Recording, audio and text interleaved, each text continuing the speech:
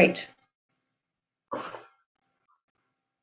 We should have done like a dry run. Yeah. Sorry, I didn't think of that.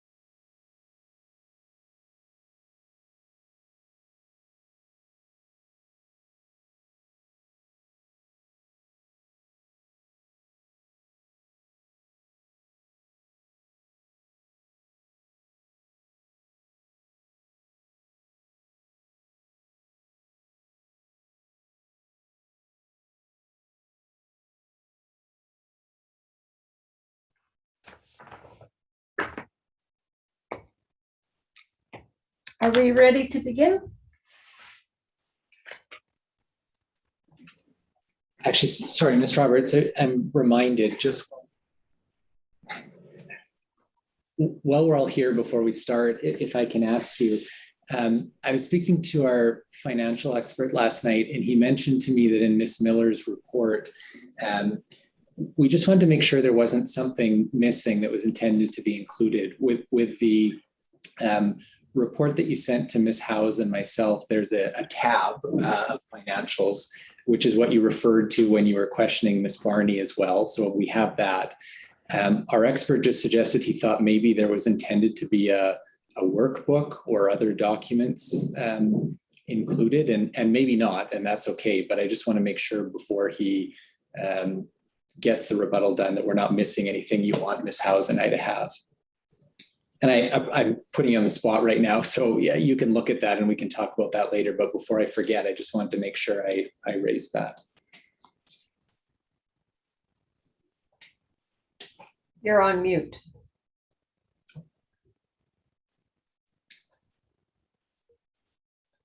The catchphrase of 2020, 2021. I'll check with Ms. Miller and get back to you, Mr. Ward. Thank you. I don't have another document is what I'm saying, in other words. Okay, thank you. Thanks. Okay, if we're ready to begin, I believe this is, we're recording. This is the arbitration between the Woodlands County and the town of Whitecourt for their ICF agreement. This is Friday, August 27th, 2021 at 9 a.m. and we're continuing the questioning of witnesses. I understand today we're going to start with the airport export, Mr. Adam Martin, is that right?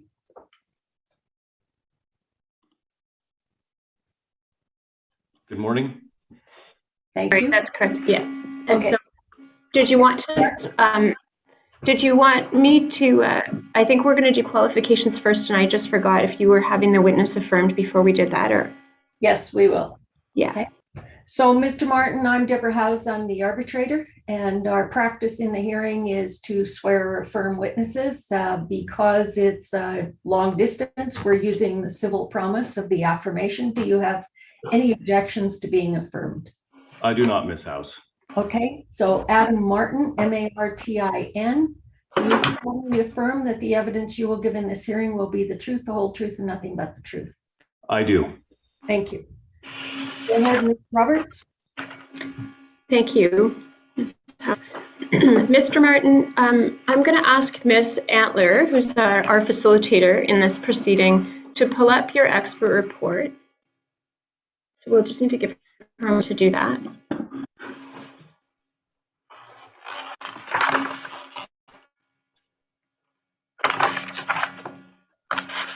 Okay, and so we're looking, can you see that on the shared screen there, Mr. Martin? Yes, I can. Okay, so, and, okay, so I'm just noticing that I think Ms. Antler has a version that does not have Bates numbering on it, so I wonder if we could just break really briefly while I can send her the version that does have Bates numbering so that we can all be on the same, literally on the same page. And I can also just make sure that we're where I'm suggesting that we should be. It should have a number on the first page. I'm looking at one that does. Thank you, that'd be appreciated. Sorry about that. I didn't appreciate that, obviously. So I'll just do that right away, and I'll just put myself on mute for a moment while I do that.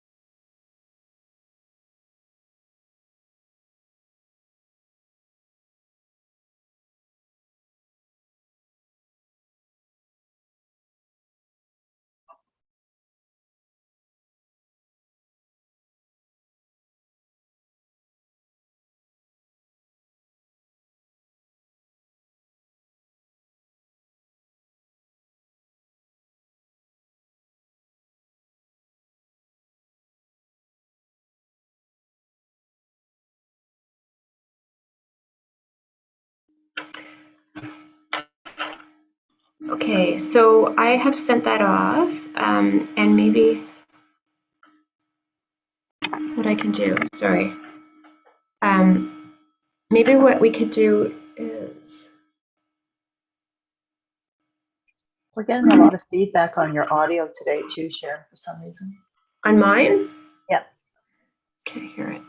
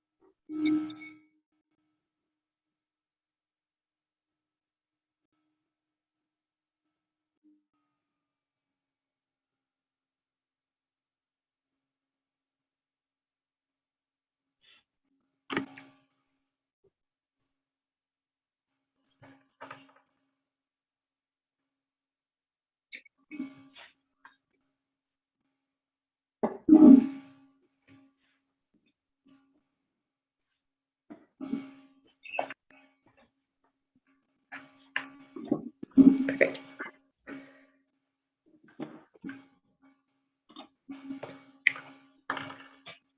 So, Mr. Martin, now we have in front of us a stamped copy of with the numbering at the top right-hand corner. You see that?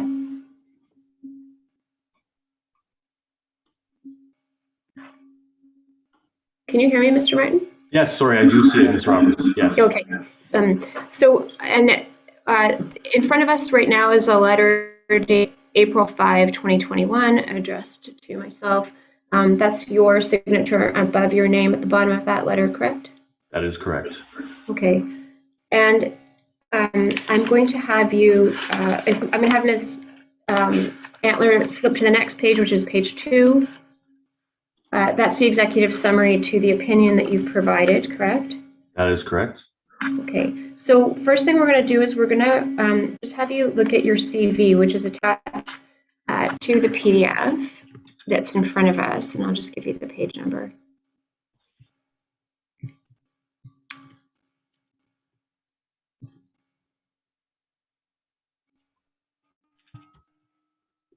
And so it's at page 32. Well, that's the heading, and then it starts on page 33. I see it there, yes. Okay, and so if I'd just like to go through and have you explain sort of some of your background and your experience, and then we will have potentially some questions from Mr. Ward with respect to your qualifications. I will be proposing to have you qualified as an expert, but in the meantime, what we'll do is we'll go forward with a summary of your expertise, and then you may have questions both from Mr. Ward and from Ms. Howes. So, Ms. Howes, I'm proposing to qualify Mr. Martin as an expert in, as an expert in airport planning, the governance and funding of airports, airport regulatory compliance, social and qualitative economic impacts of airports in Canada, and airport management and operations. And that is set out on in the report, and it's, I believe, at page 6 of the report, under the heading 1.2 Project Team. So we can go back thereafter, but I thought what I would do is just if it's acceptable to you, Ms. Howes, I would go through Mr. House's, Ms. Martin's initially, and then we can go back and I can repeat what I'm asking to qualify him as. Excuse me, Ms. Roberts, I'm just going to have to. Is anybody getting a lot of feedback? Yes. Okay, so something's going on in your room today, Ms. Roberts. Is the other, I think the audio on the other might be on. I had turned it off, but I can check. Can I have that mouse? Yeah, it's not connected. Yeah, because do you want me to call in on? Yeah, so we can't hear it on our end, but I can call in using my phone and then just have this on video if you like. That might be better because I don't think we could go all day with this background that we're getting. Yeah, and I appreciate that. We can't hear anything. It's crystal clear here on your end when you speak and when I do. But what I can do is just disconnect, and I'm going to try it. Yeah, so what you could do is have the video from the other room, I guess, and then just call in on your phone. Yeah.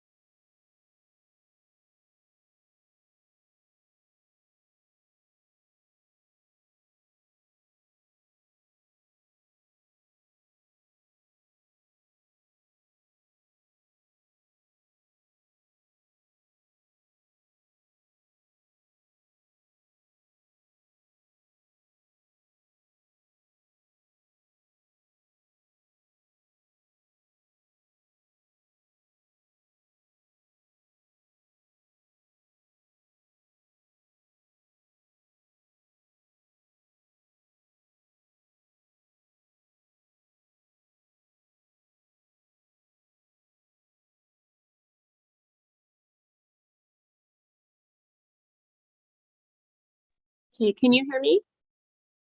Yeah, can you just say something else? Because it still kind of has a lot of feedback, but. Sure. Oh, no, Is it yeah, it's way better. Sounds Okay. a lot better here too.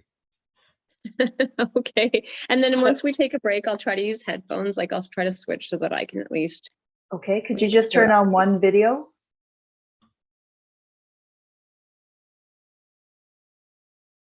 Is that okay now? Yes, thank you. Okay. Thank you, everybody, for your patience. Okay, so what I was trying to say was, I'll go back and propose what I'm. Why don't we just turn to page 6 of the PDF and then people can follow along. So 1.2 project team. Under the second paragraph, under that heading, there's I think it's the second full sentence, the third full sentence. What I am looking to qualify Mr. Martin as is a specialist in airport planning, an expert in airport planning, the governance and funding of airports, airport regulatory compliance, social and qualitative economic impacts of airports in Canada, and airport management and operations. And what I'd like to do is go through Mr. Martin's qualifications, looking through his CV, which is at, I think it was 31, but I have actually forgotten the number, 32, sorry. Go ahead. Thank you. Good morning. Thank you, Ms. Roberts. Is it okay to go ahead now? Yeah, and I'm just going to ask you a couple of quick questions. I'm just in this awkward position of like having to talk to my phone and look at you over there. So That's okay. please forgive the weirdness of that. That's all right. This is our makeshift. So I see at the top of page 33 that's in front of us now. This is your CV, correct? That is correct. Okay. So you prepared this, I understand? I did, yes. Okay. And what we have there at the top, I see your key practice areas. Do you want to just give us a little bit of a sense of what each of those are involved? Sure. Thank you, Ms. Roberts. Some of the key areas of practice of myself and our firm, the first one being project management. That's relatively self-explanatory, but virtually every assignment we work on is a project in itself, whether it's collaborating large teams, small teams. And I'll just bring you down to the fourth bullet, airport master planning. That really is an encompassing assignment, which I've been involved in probably more than 60 of in my career. Master planning and development related assignments, that is. That they involve several different aspects, and a lot of what we're going to be talking here today, social and economic value of airports, financials, cost sharing, different agreements between different municipalities, as well as airport land use planning, which is essentially looking at an airport, looking at a 25, 30-year and ultimate time horizon, and making the highest and best use out of the land. That's a large component of it, especially at Transport Canada owned airports. Strategic planning, we've been very active in that area in the last couple of years. Many airports are looking to better leverage their airport and aerodrome facilities within their community as economic drivers, looking at partnering with businesses, different sectors of the economy. Licensing and inspection, that's basically looking at the airport infrastructure and comparing them to standards that are set by Transport Canada to ensure that they're met along with administrative and staffing requirements. We've done some of that work for the private sector as well up in the Alberta oil sands.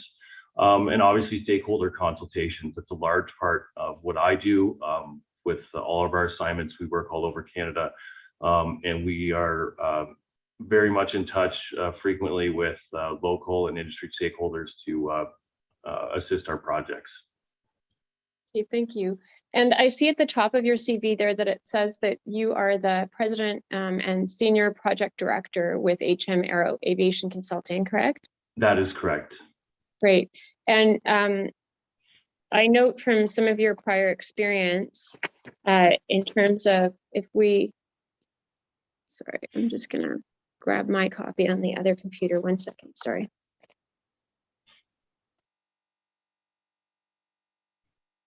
I'm going to have you go through and tell us a little bit about some of the projects you were involved with. I take it, do you have any involvement currently with the Woodlands County? Or I do not. Airport? Okay. Not aside from this assignment, no. We have to try to speak one at a time. So I'm going to do my best to stop talking when you're talking, but I'm just going to ask you to wait for me just a little bit, please. Sure. Okay, so, and I take it before you, how long have you been with HM Aero Consulting? Since late 2018, so almost 3 years. Okay, and where were you before that? I was the manager of aviation planning for WSP. Okay, and I see that under your career list there, right on page 33. That's correct. It's listed there. Okay, were you involved at all in the master plan that was done for the Whitecourt Airport? No, I was not. Okay, can I have you turn to page 34, Ms. Antler? Thank you. And so you have here some professional experience examples. Are there any that you would like us to know about with respect to the opinion that was given here today? I think what's important to note from these particular projects is a few things. One of them, essentially each one of these studies involves all three of the key areas we were asked to look at. Basically providing opinions about social and economic value of airports, commenting on historical costs, cost sharing agreements, looking at airport governance issues potentially. And again, we have some examples in Western Canada, so we're a very diverse firm. I myself have worked all over the country in every province and territory, so we wanted to demonstrate those as well. What we're trying to demonstrate is in this CV is that we have recent experience dealing with these three key areas, and they're quite applicable to what we're talking about here today. I can go into more detail on each project if you'd like, Ms. Roberts, but that's from a high level. Okay, when you're talking about the three areas, which three areas are we talking about? Those would be social and economic value of an airport, obviously looking at financial costs and looking at cost sharing agreements and benefits realized between different municipalities. Thank you. And if I can have us turn briefly to page 35. So I see there a long list. I take it this is a summary of the various different kinds of projects that you've been involved with respecting the various different airports that are listed there. Is that correct? That is correct. Okay. Anything that you think we should know about with respect to their current opinion? Again, just demonstrating my broad experience and the depth of the experience. You can see there's about 25 airport master plans specifically that are listed there, and followed by another alphabetical list of some of the work that we've done, and projects that I myself have been involved in or led, all the way from private sector, public sector, oil and gas, and again, with a significant amount of projects in Western Canada as well. So we're quite familiar with the different regional impacts that some of these items we're talking about today might have. Okay, my last question for you is with respect to your education, and that's going to be back on page 33. So there I see 4 items listed. Can you tell us a little bit about what those involve? Sure, I might start at the 4th bullet. I received a technical diploma with honors from Georgian College in 2003. That program was very focused on airport management operations with a small amount of airport planning. Following that, I did my master's degree at Loughborough University in the United Kingdom. That was a specific master's in airport planning and management, very deeply focused in a lot of airport planning aspects. And then following that, I started my career, which you can see at the bottom as a consultant. And during that time, I achieved my commercial pilot's license, which gives me an aspect of not only what's happening on the ground at the airport, but I'm able to couple that with what's happening from a pilot's perspective, which helps us in our planning assignments. And then through all that, I obtained my project management professional designations, which helped me learn more tools, and I'm able to apply those throughout our work so that we can deliver better assignments to our clients. Thank you.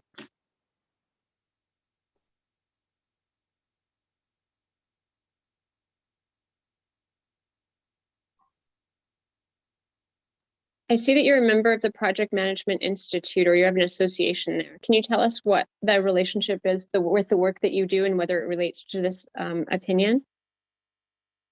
Sure. The Project Management Institute is essentially the governing body that certifies and oversees the PMP designation you can see listed above. There's certain requirements to maintain that designation, mainly contributing back to the profession and ongoing education through seminars, webinars, conferences. Aside from my organizational skills throughout the project and maybe some of the way we presented our deliverables, there's really no other relevance, I don't think, to this assignment. Okay, thank you. And then just last thing here, I notice you say we sometimes, and I believe that you've acknowledged in the report that you put together in your opinion, I take it you weren't the only person working on this? No, that's correct, Ms. Roberts. I was assisted by Ben Crooks. He's an aviation planner with our firm, a licensed pilot, registered professional planner, and also a member of the Canadian Institute of Planners. Ben very much helped with some of the research efforts and preparation for today's hearing. Okay, great, thank you. Those are all my questions for the witness, Ms. Howes, with respect to qualifications. And so on that basis, subject to the questions that anything arising from Mr. Ward, I would just be asking to qualify Mr. Martin as proposed. Thank you, Mr. Ward. Ms. Howes, we don't have any questions with respect to the qualifications, and we don't object to the proposed qualification that my friend is seeking for the witness. Then I'm prepared to recognize the witness as Mr. Martin as an expert in airport planning, the governance and funding of airports, regulatory compliance, social and quality economic impacts of airports in Canada, and airport management and operations as requested. Go ahead. Thank you. Thank you. Roberts. Thank you so much. Ms. Antler, may I have us turn back to the beginning of the report? I'm just going to ask Mr. Martin to kind of give us a tour through. You don't need to go into granular detail. I'd just be grateful if you give us in your own words a little bit of a summary of what you were providing through the opinion. And if there is anything that you think we should have clarification on, that you just let us know. That sounds good, Ms. Roberts. So, starting at page 6, sorry. If I may, I'll just ask that we skip the executive summary because I assume people can figure that out for themselves. So I just ask if, in terms of the project objectives, if you want to start there, Mr. Martin. Sure. Thank you, Ms. Roberts. Essentially, there were 3 objectives in what we were requested to do in this assignment. The first was provide an opinion regarding Whitecourt Airport's social and economic value and how the county of, Woodlands County and/or the town benefit from the existence of the airport. So throughout my testimony today, you may hear me say the county and the town. So obviously I'm referring to Woodlands County and the town of Whitecourt. The second thing we were asked to do was we're requested to comment on historical costs incurred at the airport and if they fall within a reasonable range compared to other similar airports. The third thing being identifying typical cost sharing agreements between 2 or more municipalities that benefit from comparable airport facilities. Essentially, we're here to assist the arbitrator in this hearing. We're entirely impartial. We have no financial or other interests related to the outcome of this arbitration. We're just asked to look at those 3 key areas and comment on those, which we did so in our report. Would you like me to continue, Ms. Roberts, or through each section? Okay. Sure. Excellent. I mostly just want, I think it would be helpful if you just gave us, if you skipped ahead to the background. I think the project team is explanatory. I don't know if you need to speak to the background. I think it would be more helpful if you kind of went through and you looked at each of you may speak about the background if you think there's things we need to know. But what I was really wondering is if you could give us a very high level review of sections 3, 4, 5, and then through to the actual opinion itself at the end. That sounds great. I can definitely do that. So maybe we'll skip right to section 3, regional social benefits. And that's on page 9. Social benefits of an airport aren't represented by dollar value. They're associated with the provision of a public good or a service. And when we talk about social benefits, we're talking about or I'm talking about air ambulance, wildfire suppression, law enforcement activities specific to Whitecourt Airport. Social benefits are both historical and potential in nature. We can count the amount of air ambulance movements, for instance, the amount of wildfire suppression responses, but we don't know what's going to happen in the future. And it is very important to have that airport facility there, and we're going to demonstrate that through we demonstrated that in our report. Looking a bit more at air ambulance, there's obviously regional health needs are met by the Whitecourt Healthcare Center within town. That hospital doesn't have a helipad, so all of the air ambulance rotary wing responses through STARS and Alberta Air Ambulance are done. When I say rotary wing, I mean helicopter, are accomplished at the Whitecourt Airport. So that very much does provide a level of service and response, which is important to the overall quality of life of residents in the town and the county. Also, having the ability for air ambulance within your community allows a better response time for patients that need critical care that's not available at the local hospital, certain procedures that would be available in other major hospitals such as Edmonton, Calgary. Having that response is generally seen as an asset in a community. Even if the hospital did have a helipad, it still wouldn't make the airport redundant in terms of air ambulance movements. Fixed wing aircraft actually are used better for longer distances than rotary wing.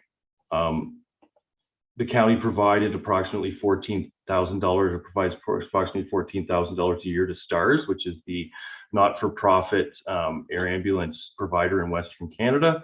And we're seeing an increasing frequency of use. There were 11 missions in 2017 and 39 air ambulance missions from Whitecourt Airport in 2020. Another very important social aspect of the airport is wildfire suppression. We all know that wildfires can be a significant risk to public safety and the environment. Whitecourt's surrounded by forested areas and obviously in the county. Wildfire suppression and air operations are really a crucial asset.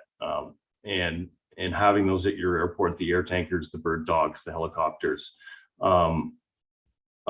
it can be a very important forward attack asset in helping with response times to wildfire suppression.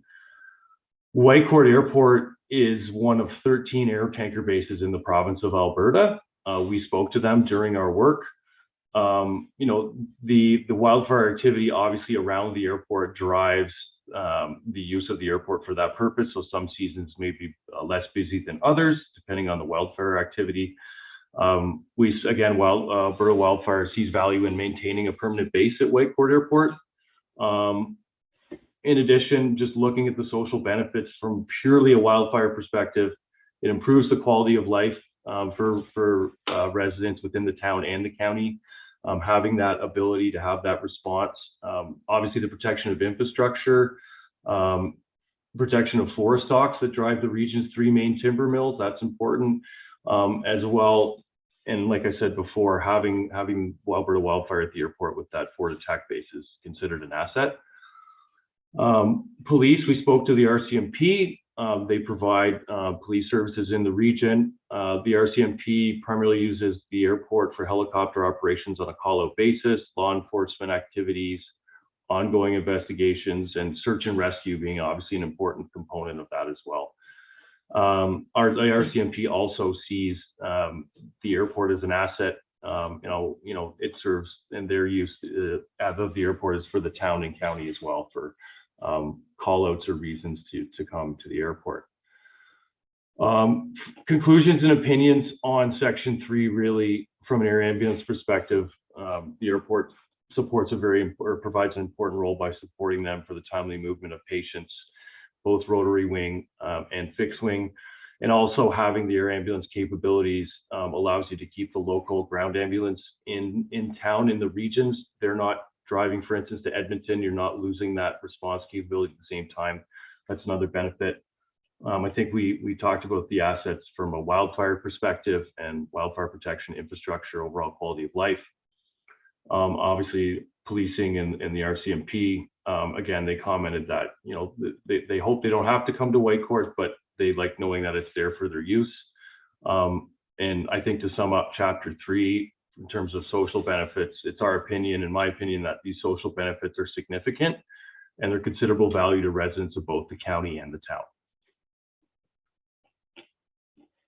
So Ms. Roberts, would you like me to go to section 4 next, as per your earlier comment? Yes, please. Sure.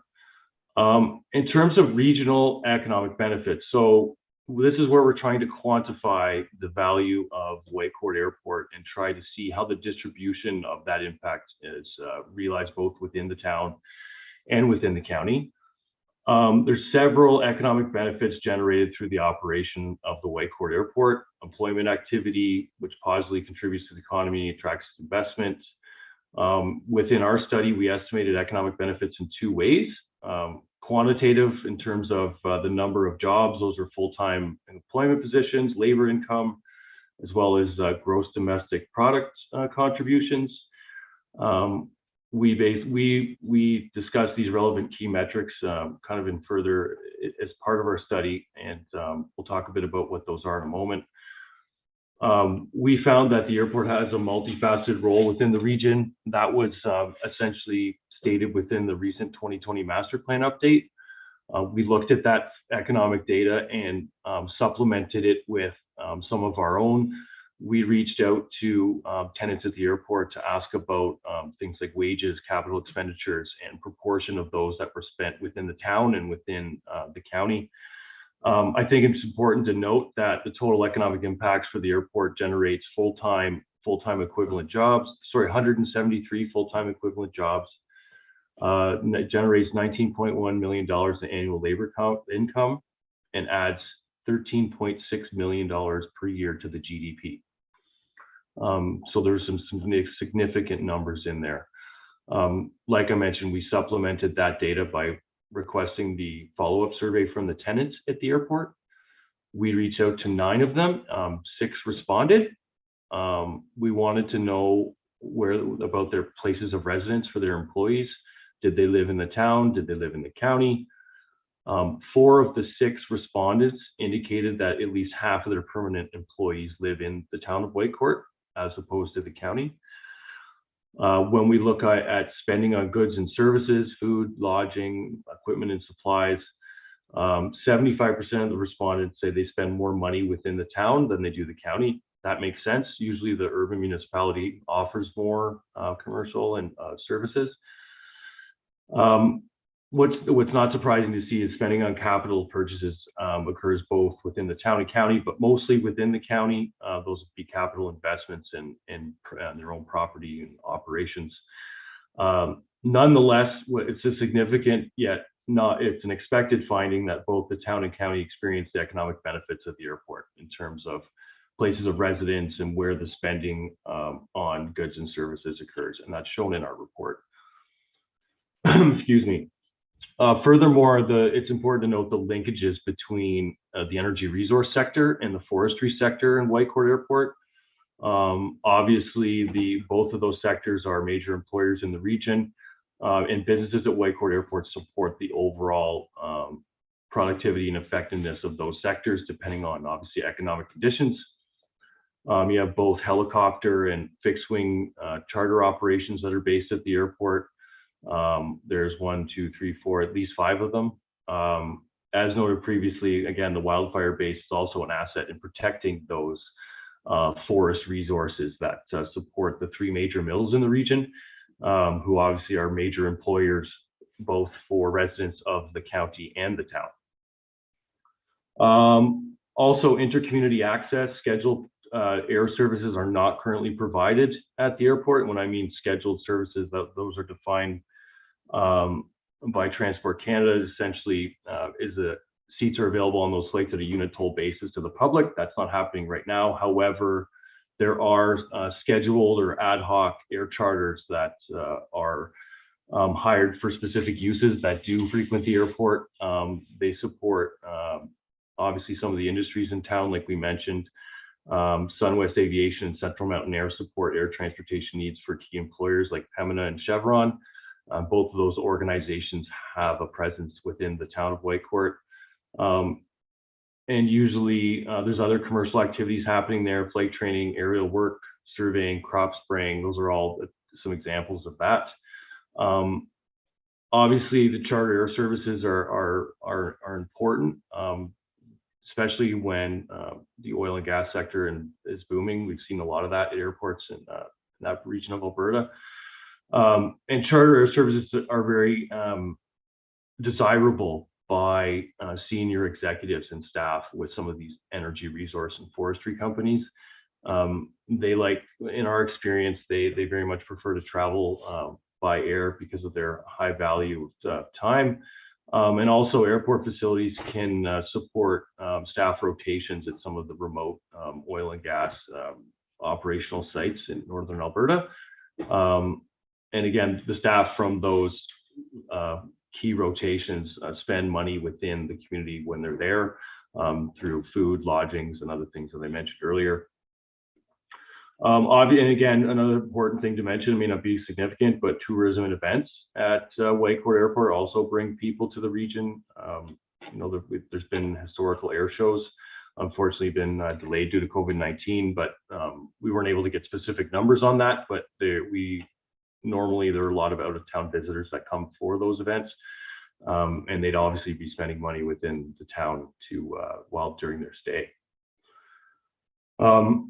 What's very interesting to note is, in terms from an economic development perspective, the role that an airport can play and should play, at least in our experience, in my experience through this type of work, communities and economic development agencies really strive to attract, support, and facilitate growth in target business sectors. And the availability of an airport can be seen as an advantage for a community, depending on the transportation needs of those given business, but I touched on that earlier. Through my work and our firm's work, we frequently encourage our clients and communities to showcase their airport within their economic development materials, within their efforts. Treat the facility as the economic tool and driver that it is, and try to use it to attract business to your community. There was a study done, Whitecourt Situation Analysis and Target Industry Study, prepared in 2019. That identified target industries for economic development in the town of Whitecourt, and it also highlighted the advantage of having a 24-hour full-service certified airport. So the town, it appears that they recognize the value of the airport. And again, further to that, within their economic development package, which was accessed online very recently, and I'm going to just have a small quote from that. It says, Woodlands County, quote, in Woodlands County, in partnership with the town of Whitecourt, is one of the only counties within the province of Alberta that owns and maintains a full-service airport. And also, unquote. So right there, that demonstrates to us and to myself that that the town recognizes it as an economic driver and asset. It also notes that the airport has competitive lease rates and no landing fees as well. That's listed on there. We weren't asked to comment on the integrity of that data, but I think the point we're trying to make is it's clearly seen by the town as an economic asset. So in our opinion, the airport's currently marketed by the town like it should be. And all being said, we believe, and it's our opinion, there's a financial obligation associated with this economic development asset being the airport by those parties and municipalities where the benefits are being realized. Sometimes airports are loss leaders. They may not break even. That's very frequently the case with these type of airports. But those annual deficits need to be fulfilled. And we believe they should be by, like I said, those that are realizing those benefits. Again, I mentioned the air show as being, something to note as well. Other items that are important to the regional economic benefits, in our view, the airport businesses indicated they participate in summer student employment programs. Many of those students live in the town. They sponsor sports teams and community organizations. And Alberta Wildfire noted that their air tanker staff stay in town in hotels, utilize restaurants, grocery stores, rental vehicles, especially when there's fire activity in the region. So again, quite significant, and I think from both realizing in the town and the county perspective. Airport tenants generated notable direct impacts, like I said earlier, significant degree of these benefits in both the town and the county. And in our opinion, the economic benefits of the Whitecourt Airport, like I said, are realized both in Woodlands County and within the town. They both benefit from that, from the presence and the operation of the airport. Moving on to section 5, we were asked to look at the historical financial performance of Whitecourt Airport. We looked at 3 key areas: operating revenues, expenses, and capital expenses. A general theme is that most regional and municipal airports in Canada without significant volumes of scheduled service operate at some level of an operating deficit. There's obviously there's a few exceptions to that, but that's a general rule of thumb that we believe in and we've seen in our work my work, at least over the last 15 years. The deficit is usually anticipated with the understanding that municipality operating the airport does so to realize those social and economic benefits that we talked about earlier. Sorry, I keep saying we, I'm usually talking on behalf of our firm, but I'll try to change that to I. Nonetheless, I believe that the airport should be treated as a municipal service. Basically, there's capitals. That being said, there are capital expenses that challenge the fiscal capacity of municipalities, as there are other municipal services that compete for that same pot of money, whether it be a wastewater treatment facility, a swimming pool, a hockey rink. I see that often in our work. We looked at aeronautical revenues, the county charges for the sale of goods and services. Basically, land lease and rental agreements are the most significant revenues in the aeronautical category. We looked at the data back to 2017 and the financial information. The numbers were fairly stable. And obviously, you're not going to see any big jumps in those revenues until new leases are negotiated. They've also got an aeronautical fee schedule that lists typical parking fees, terminal usage, fuel flowage rates, call out rates for staff, all the common things that we've seen. Looking at the reported financial data in terms of expenses. So in terms of the expenses shown for Whitecourt Airport, they don't distinct between capital and operational. So we looked at other airports looking at both those categories together. There's a trend of expenses kind of decreasing at Whitecourt Airport for about $1.6 million a year in 2017 to about almost $900,000 budgeted for 2021. Recent capital projects at the airport include some engineered structures, buildings, new equipment and land improvements. Overall, and I think what's important to note is consistent deficit has ranged from a minimum of $640,000 approximately in 2020 to as high as just over $1.1 million in 2018. When you average that out between 2017 and 21, it's about an $844,000 annual deficit. And right now, that's entirely the responsibility of Woodlands County, except for $40,000 that was contributed by the town in 2017, 2018, and 2019 on an annual basis. Just important to note that that $40,000 is about 5% approximately of the $844,000 annual average deficit. So we wanted to put that in context. To do that, we did a comparative financial analysis on the performance of Whitecourt Airport, and I think we talk about that in. I'll just try to look on what page that's on.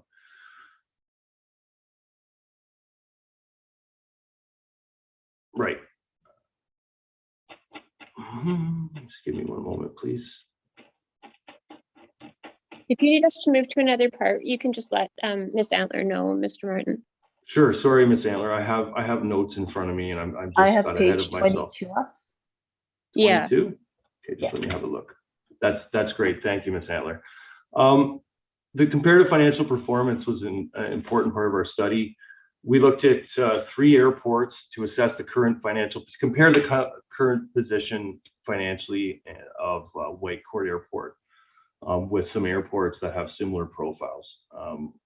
We selected Northern Rockies Regional Airport in Fort Nelson, Dawson Creek Regional Airport, and Peace River Airport. We selected these particular facilities based on 3 criteria. We wanted them to be certified airports and have the same regulatory obligations and costs that comes with that.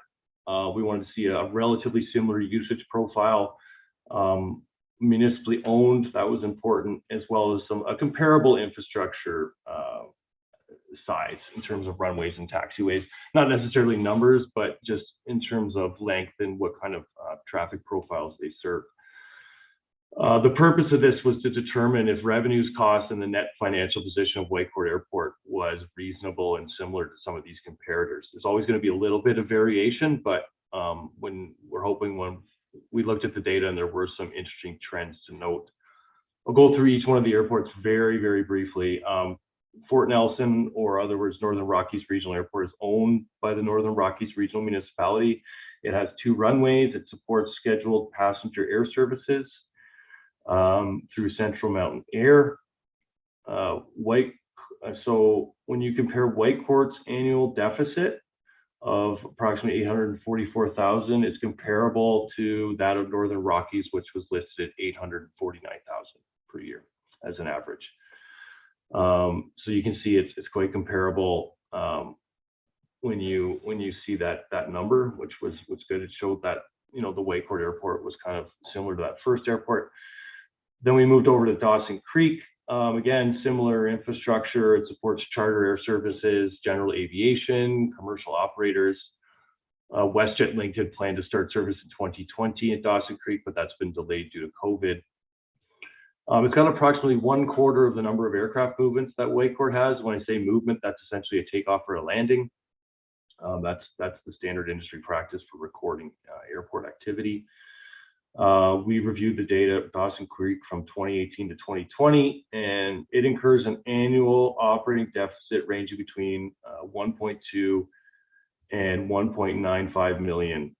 That comes out to about 1.1 million, average over that 3-year period, which is obviously a little bit higher than what we're seeing at Whitecourt. Looking at Peace River, it was formerly owned and operated by the town, and it's now been transferred to a not-for-profit association, excuse me. Again, they have a comparable infrastructure network with a single runway used by private aircraft, charter and aircraft operations and helicopters. Peace River's annual operating deficit ranged between $500,000 and $600,000 between 2017 and 2020.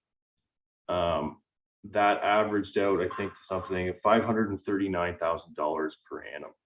And again, that's lower than the $843,000 that's recorded at Whitecourt. So our analysis shows that Whitecourt's kind of right in the middle of the pack in the range spectrum, which shows, you know, in our opinion, the Whitecourt's average tax supported deficit was similar to Northern Rockies, like I said, and it was comparable to Dawson Creek and Peace River, which substantiated our selection, I think, of those comparable airports. In our opinion, the expenses associated with the maintenance operation of Whitecourt Airport are similar to those of the 3 facilities and are within a reasonable range for a Transport Canada certified airport. I think our last section, and we move to chapter. Just give me a moment here, please. Sorry. Oh, sorry. Did you want to just touch on the cost sharing? Yes, that was my next piece, Ms. Roberts. Thanks. So, when we're looking at intermunicipal cost sharing, we wanted to seek out examples of airports that were selected to showcase situations where there's multiple municipalities involved in cost sharing. We use the same evaluation criteria we use for our comparator analysis in the previous section, but we needed to make sure that there was more than one municipality involved. Some of those comparators are listed earlier. That wasn't the case. So what we selected was Red Deer Regional Airport, Peace River again, High Level Airport, and Quesnel Regional Airport in British Columbia. And throughout this part of the conversation, I'll be talking about urban municipalities and non-urban, excuse me. When I say urban, we're meaning the primary population center that's nearest to that airport being examined with the higher population density. This is typically the city or town name that's associated with the airport. In this case, it would be the town of Whitecourt. And then non-urban municipalities, counties, regional districts that are in the vicinity of the airport, but may not be the primary dense population center. So in this case, that'll be Woodlands County. Looking at Red Deer, for instance, just a quick summary what's happening at Red Deer. They're governed by the Red Deer Regional Airport Authority. It's an independent, not-for-profit entity that's responsible for that airport facility. They're supported by the city of Red Deer. Obviously, they're the urban municipality in this case, the primary population center, and Red Deer County. All capital and operating deficits are split 50-50 by the city and the county. And they're going to be formalizing this in an upcoming ICF to replace their current agreement.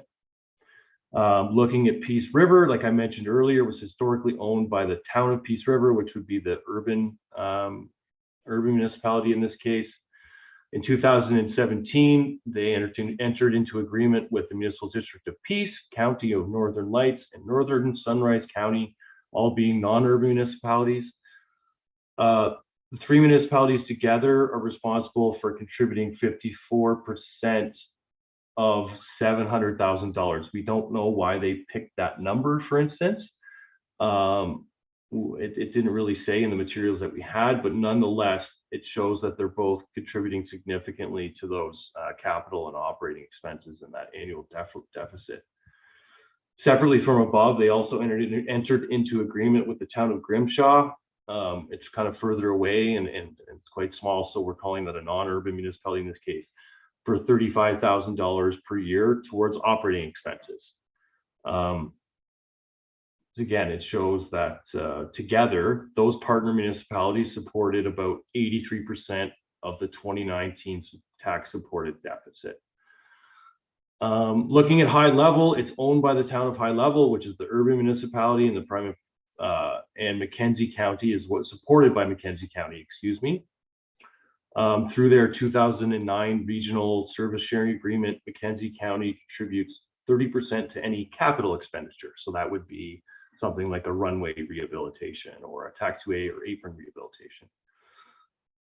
So another example of a cost sharing agreement that's applicable, could be applicable to Whitecourt.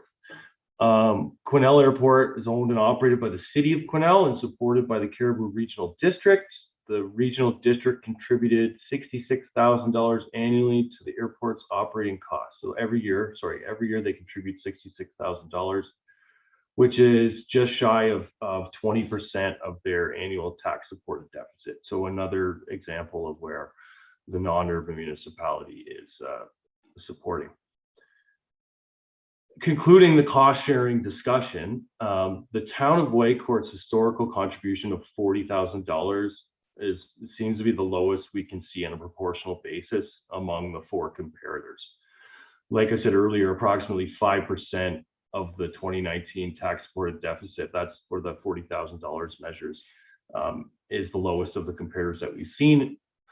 And it's an interesting case in when you look at Whitecourt Airport, because usually the primary model is for the urban municipality to be the airport owner with financial support from the non-urban. So we're kind of flipped in this case, because the Whitecourt Airport obviously is owned and financially supported by that non-urban municipality, yet an adjacent urban municipality sees significant social and economic benefits without a reasonable level of financial support. That being said, it's our opinion, in my opinion, that the existing level of financial support provided by the town of Whitecourt to Woodlands County in regards to the airport is disproportionately low, considering the economic and social benefits that are generated by the airport and realized within the town. Certainly an intermunicipal funding agreement for Whitecourt Airport is defensible and appropriate, in my opinion. We note that appropriate cost sharing agreements should include financial report. I mean, thou should, thou not shall, but in an ideal world, they would include both operational and capital cost support. And again, it's our opinion that an intermunicipal cost sharing agreement should look at both capital and operating costs. So I'll just sum up really our four opinions and the conclusions at the end. I've mentioned them before, but just to articulate them one more time. It's our opinion that the social benefits of the airport are significant in nature and of considerable value to residents of both the town and county. The economic benefits of the airport experience significantly within both the town of Whitecourt and Woodlands County, and both municipalities gain from the economic benefits that the airport supports, generates. In our opinion, the expenses associated with the maintenance and operation of Whitecourt Airport are comparable to those of the three others we looked at and within a reasonable range for a Transport Canada certified regional airport. In our opinion, the existing level of financial support provided by the town of Whitecourt is disproportionately low. We mentioned that a minute ago, especially compared to the economic benefits that are realized by the town. And we think an intermunicipal cost sharing model should integrate both capital and operating costs and would be reasonable in this case. So I'm gonna end there, Ms. Roberts. Is there anywhere particular you want me to circle back to? I'd be happy to. Thank you. I don't have any other questions for you, Mr. Martin, but I do ask that I suspect that Mr. Ward will have questions and Ms. Housemay as well. Thank you very much for giving the tour of You're very welcome. Mr. Ward, are you prepared to go, or do you wish a break first? You're on mute. My apologies. I'm prepared to proceed, Ms. Howes, although I see that overview took us past 10 o'clock. So I don't know if you'd prefer to take a break now before I begin. Let's take a break at 10:30 then. All right, thank you. Take a break to what?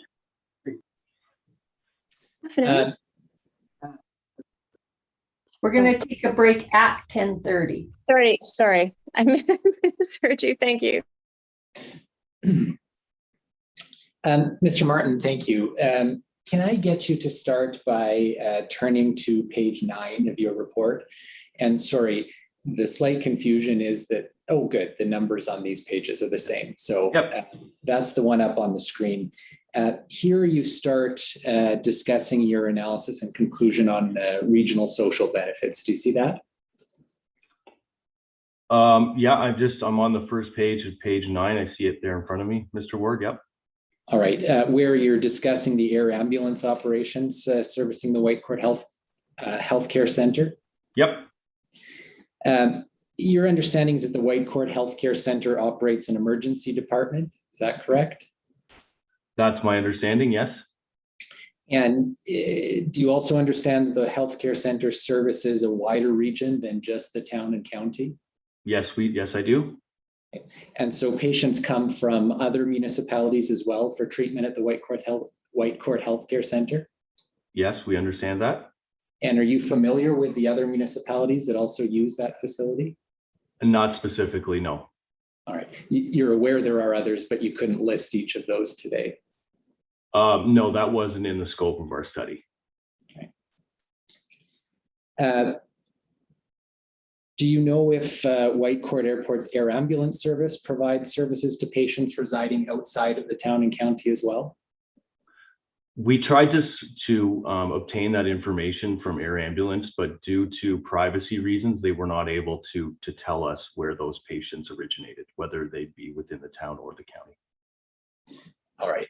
So if you turn to the next page, page 10, and that table 3.1. Yep, I'm there. So that table, I take it, summarizes information you received from them about the number of air ambulance patient transfers from 2017 to June 2021. Is that right? That's correct. And that's based on correspondence you received from Alberta Health Services? That is correct.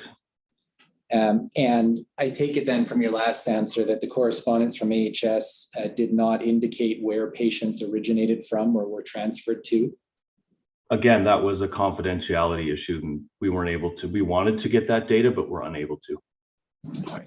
Are you aware as to whether any of the patients were located in the town when they required transportation by air ambulance? Again, Mr. Ward, I think that relates back to the same question you asked before. We weren't able to get that data. Okay. Is it your understanding, though, that for incidents requiring transport to the Whitecourt Healthcare Center within the town, those would be done by air ambulance, I take it? Or sorry, by ground ambulance, I take it? Could you ask that question one more time, please, Mr. Ward? Yes, fair enough, since I made a mistake in the course of saying it. Where they are responding to whether it's a motor vehicle accident or other need for patient transport that originates within the town of Whitecourt, I take it those would be addressed by ground ambulance to the Whitecourt Healthcare Center. Is that fair? I can't comment on that, Mr. Ward. It's not to do with the airport or any of the areas we were asked to look at in part of our scope of work. I'm not familiar with emergency response operations within a municipality. I'm sorry. All right. Well, would you agree that air ambulance services are primarily used to transport patients quickly across long distances? That's one way. Yes. And air ambulance services are often required for remote areas to ensure that they're able to quickly attend at a healthcare facility in an urban center. I wouldn't say more remote than not. Again, without any detailed statistics, I wouldn't be able to comment on that. There are medevac operations, for instance, that can be responded to from a highway, for instance, that's near municipality and then directly airlifted. So again, I can't comment on any general trends outside of what's in our scope of this study. Okay. You did talk about the fact that where there are significant healthcare needs, it may require transportation from the Whitecourt Health Facility to a major center like Edmonton. Am I right that that's your view, Mr. Martin? That's correct. And is it also your understanding that more commonly transports between, say, Whitecourt and Edmonton are done by ground ambulance? I think Edmonton may have been a poor example. I'm not familiar with what particular medical procedures are offered in the Alberta healthcare network, again, or where those patients would be going, but generally it may not be Edmonton. And again, I'm not sure of the financial cost difference between a ground transfer versus an air transfer, so I can't comment on that question specifically. All right, your opinion is based on the data that you receive from Alberta Health Services that doesn't have those particular information about locations. Is that right? We were not given specific destinations in the data that we were provided, no. All right, Mr. Martin, further down on this page, you discuss the wildfire suppression operations at the Whitecourt Airport. Do you see that? I do. And if you turn to the next page 11, yep. In the third paragraph from the top of the page, you talk about geographic fire centers. Do you see that? I do.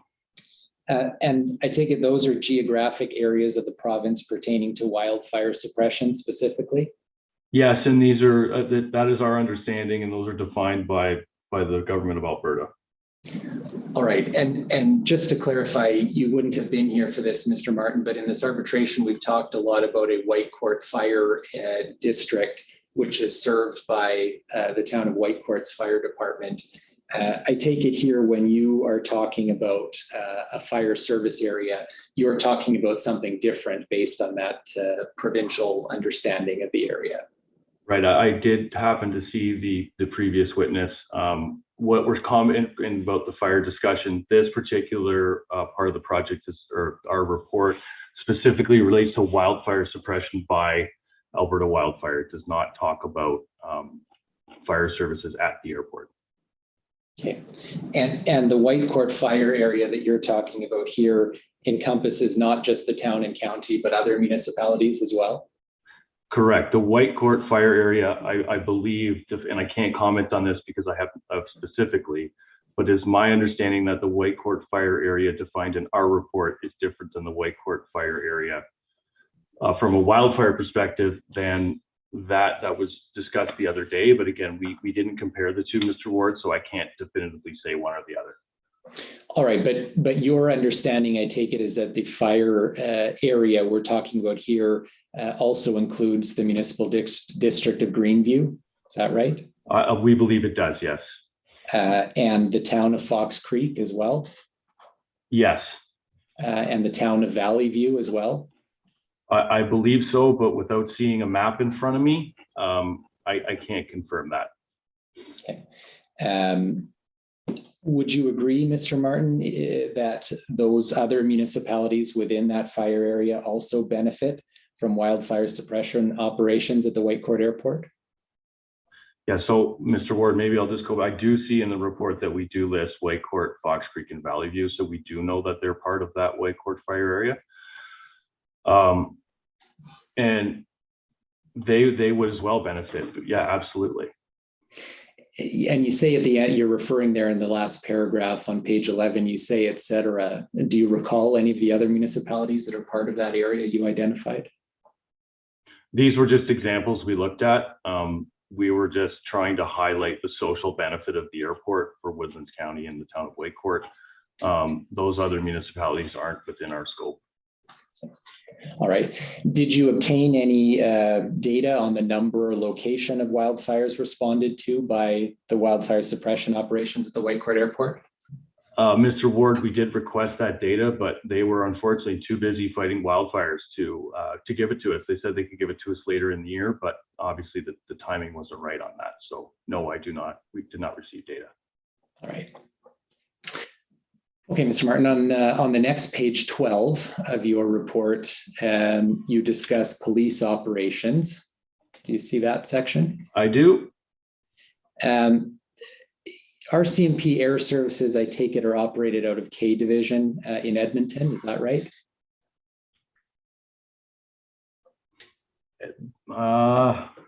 I know we talked to K Division. I'm just looking here. Yes, they're based out of Edmonton. Sorry, I need to check my notes here, Mr. Ward. It may take me a moment. No, that's okay. And if I ask a question that you need to take time to look at something or you want to refer to it, feel free. And also you can ask Ms. Antler to pull something up on the screen as well if you need to, Mr. Martin. I've got a screen in front of me here. It's a little easier for me to read. I'd like to see your faces. So anyway, nonetheless. All right. Yeah. We did reach out to K Division. And the base manager pilot there, his title includes Edmonton Air Service, so that would lead us to believe that they are based in Edmonton. Yes. Right. And the Whitecourt Airport, your information is it can be used by RCMP Air Services for law enforcement activities in the region, correct? Correct. And would you agree similarly that air support provided by the Whitecourt Airport to the RCMP benefits residents in municipalities outside of just the town and county as well? Outside of the town and county? That's right. So, for example, Mr. Martin, you in talking about the regional benefits, you provide an example of the 2005 tragedy in Mayerthorpe, where it was used as a response. Yes. And you would agree Mayerthorpe is outside of Woodlands County or the town? If you say so, again, without seeing a map, I couldn't confirm whether it's outside, but if you're saying it is for this particular example. Okay.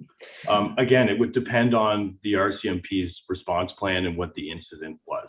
I think that would have to be information available to make a definitive answer to that question. All right. Well, I'm wondering, Mr. Martin, in the course of your discussions, whether they also confirmed that the police operations can use the Whitecourt Airport to benefit places like Fox Creek, Swan Hills, Evansburg. Are those municipalities also benefiting from police operations using the Whitecourt Airport?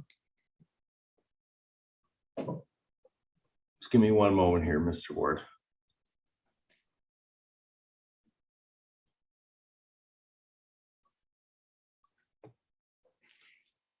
There's a reference, Mr. Martin, in the last paragraph. I can see that. That particular reference is related to the availability of jet fuel within the region. So essentially what the RCMP is saying is that it's an asset for them, and they like the fact that there's fuel available at Whitecourt to support some of the operations in those other communities. So although we didn't ask that specific question, I think it would be reasonable to assume that yes, the RCMP do provide benefits to some communities outside the county as well. But it would depend on the specific circumstance. And I can't speak for specific RCMP needs. We asked specifically about their activity at Whitecourt Airport, and think I should limit my answers to that. All right. Let's turn then to the regional economic benefits section that starts on the next page 13 of your report. Sure. So at the top of this page, Mr. Martin, you list 9 companies that you say the airport supports through on-site through land lease agreements. Is that correct? Correct. Did you interview representatives at each of these companies in preparing your report? We surveyed them. So we provided them with a survey to fill out online, requesting some of the data that you'll see further down at our report about place of residence, capital expenditures on goods and services, those types of questions. Right. So separate from the online survey that we'll come back to, because you do describe that below, did you have any other interviews or consultations with those parties? Not directly. Sorry, let me change that. I did not personally, Mr. Ward. Our research team might have, so I can't answer yes or no definitively on that question. Aside from these 9, Mr. Martin, is it your understanding there are other companies that own land and facilities near the airport as well? Near or on the airport? Well, let's talk about on the airport. Are these the only 9 parties on the airport? When requested for a list from the county, this is what was provided to us. Okay. And are you familiar with the developments around the airport, Mr. Martin? No, I am not. Okay. So you're not aware of which developments surround the area of the Whitecourt Airport? Just from hearing discussions and other testimony here, but our focus was very much inside the fence.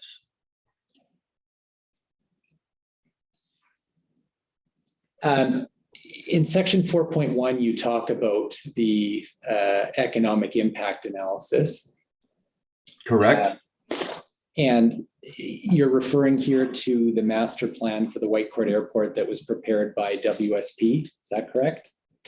That is correct. And the information that you've included here, I take it all of that is drawn from that WSP master plan? Everything in 4.1, I'm just checking, but yes, that's correct. And did you do anything to independently verify or deal with the conclusions from that WSP report here? Can you be more specific? Well, I just want to confirm that you have adopted these numbers as opposed to doing any independent research or analysis to confirm the numbers that you've included here. You mean the calculations and how the math was generated to provide the information that was presented in the master plan? Well, and the figures themselves that are used to come to those conclusions that you've identified here. We were not asked to do that as part of our scope. And would you agree when WSP is talking about the total economic impact here, when they talk about $19.1 million in labor earnings, they're talking there about wages that are earned by employees in the various sectors that they've looked at? The master plan accounted for, according to this and what we read, it's direct, indirect, and induced metrics would take up that $19.1 million. So that doesn't include just only the airport, that includes those on the airport, the money that's spent off the airport, and then that additional layer of spending within the region. So that's where that 19.1 comes from. It's not just on airport. And would you agree, Mr. Martin, that those figures that are used here don't relate to or reflect any actual income that is earned by the municipality? Earned by the municipality, which municipality, Mr. Ward? Well, let me put it this way. The analysis in terms of the numbers there doesn't look at property tax revenue, for instance, generated by the airport. Is that correct? And I'm not an economist. I don't believe so. But I can't comment on whether these numbers include certain items or not. We rely on economists to help us with these economic impact analysis. And that appears what's been done in the WSP report as well.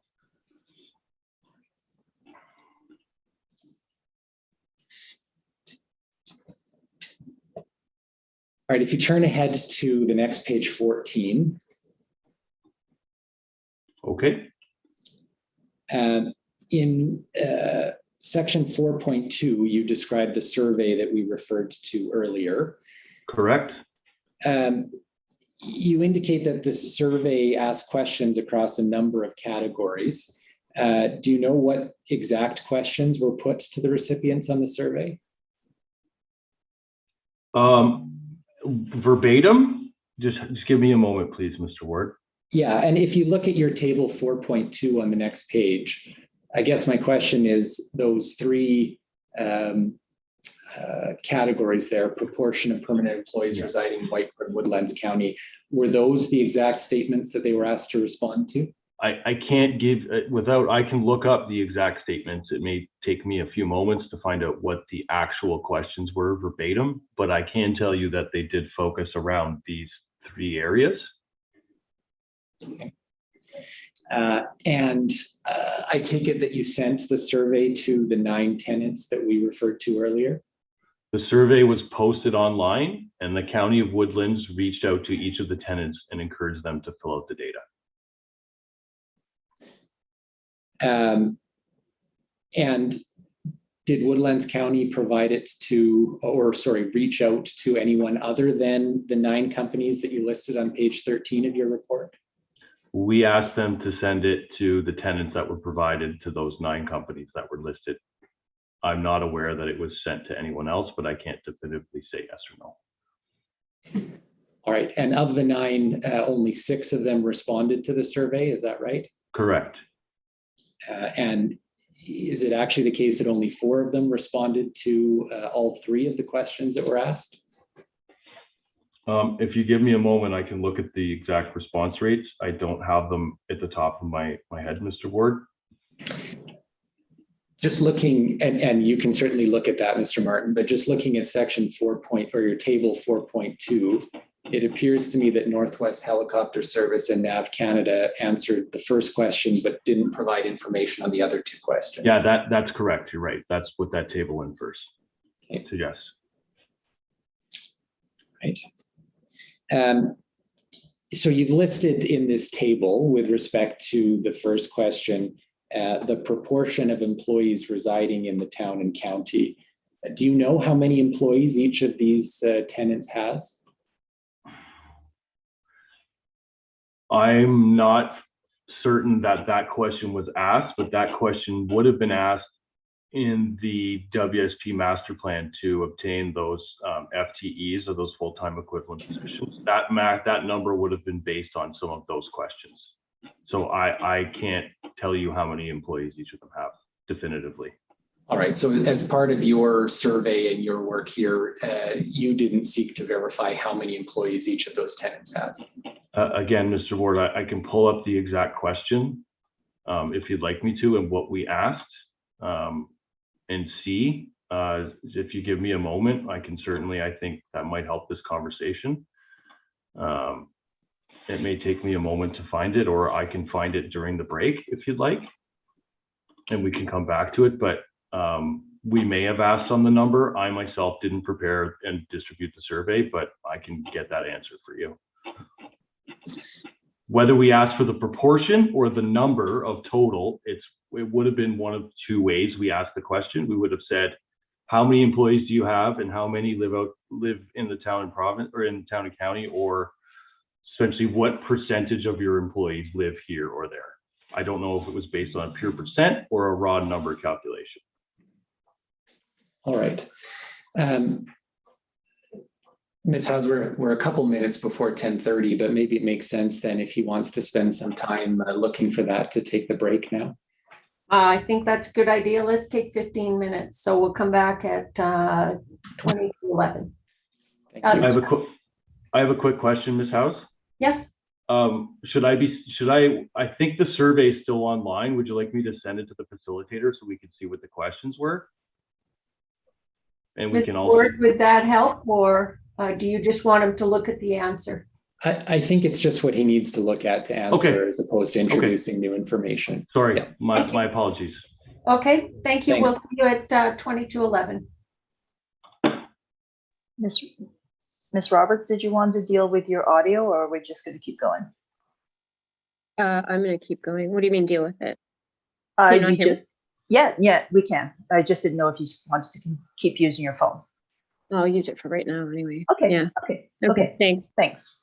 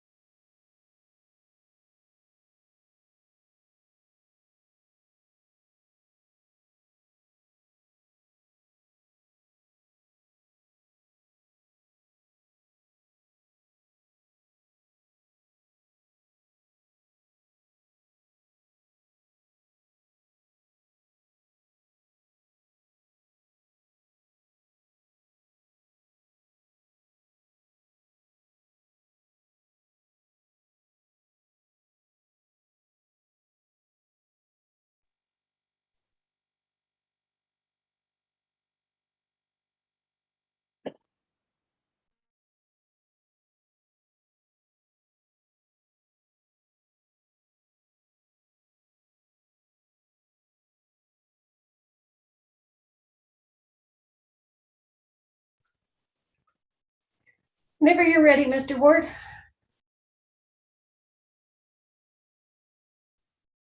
Thank you. Mr. Martin, during the break, did you have a chance to look at the survey information? I certainly have the questions in front of me here, Mr. Ward. All right. And so I believe the question was whether you had received any information on the actual number of employees with respect to each of the 6 companies there. The answer is no. What we did ask for was what proportion of their permanent and seasonal employees reside in the county versus the town. So right. A proportion of, not actual numbers. Okay. And then similarly, in relation to the next question, the proportion of capital expenditures made in Whitecourt and Woodlands County. Did you ask for any information about what the value or number of capital expenditures were by each of those companies? Negative. Same as the question before, we asked about proportion from a percentage basis. And you didn't review any financial information from those companies about their capital expenditures? No, we did not.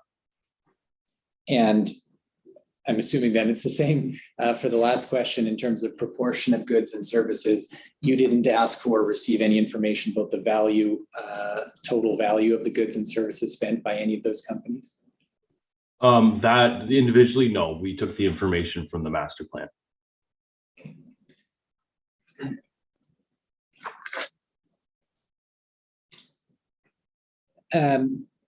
If you, in the paragraph below that table 4.2, you say there that attempting to disseminate the 2020 impacts between the town and county may ignore the proportion of impacts experienced elsewhere in Alberta. And so I take it similar to the social benefits we talked about earlier. You would agree that the Whitecourt Airport services more than just the town and county in terms of any economic benefits? Can you say that question one more time, please, Mr. Ward? Sure. Would you agree, Mr. Martin, that firstly, the Whitecourt Airport services more than just residents or businesses within the town and county? From what perspective? Is it used by individuals or companies in other municipalities as well? Sure, you could. Yes, it could be utilized. For instance, traveling, coming to and from Whitecourt from another destination, for sure. Okay. And would you agree that the WSP report concluded that the Whitecourt Airport also provides benefits to those other municipalities, such as Fox Creek, the MD of Greenview, the town of Valley View? I wasn't asked to comment on the details of the WSP report. So we specifically looked at that economic section, but I can't comment on any statements that were made in that master plan, aside from the information that we required for our work, which was essentially those economic impact numbers.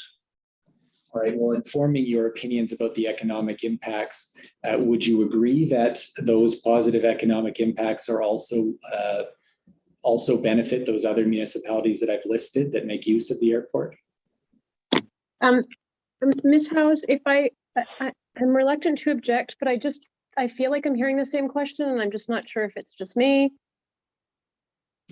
I don't think it's the same question, so go ahead, Mr. Ward. Okay, thank you. I think I can give an appropriate answer. So again, just to be clear, Mr. Ward, one more time, please. Sure. Would you agree, in your opinion, Mr. Martin, that the Whitecourt Airport provides economic benefits for the other municipalities we discussed that make use of the airport?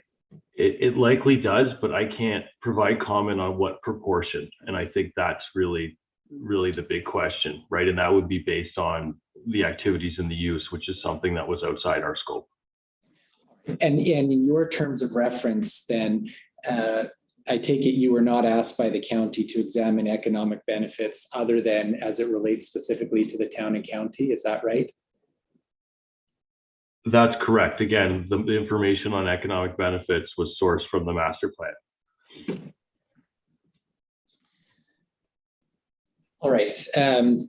On this page 15, below that, at the bottom of the page, you include a quote from the WSP master plan, which talks about how the airport supports the forestry and resource industries in the area. Do you see that? I do. On the next page, 16, you say that many of the helicopter and fixed wing charter operators based at the Whitecourt Airport derive a significant proportion of their business from supporting the forestry and resource sectors. Are you basing that again on the WSP report?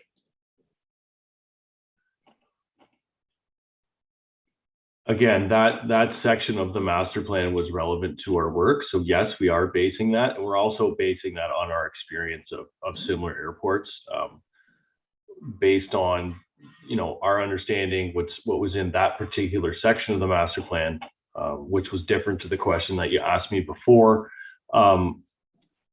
We took the information that was there that was relevant. So again, sorry, remind me the specific question, Mr. Ward. Well, let me ask you this question then, given that line you said in the first paragraph.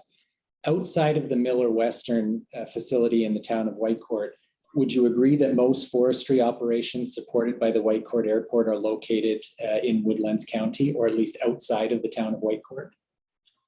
I'm not familiar of the geographic layout of the forestry and mining operations specifically in relation to Whitecourt Airport as to where they are geographically, Mr. Ward. So I can't comment on that specifically. Is it your understanding, you're aware that all of the oil and gas facilities that use the Whitecourt Airport are located outside of the town of Whitecourt?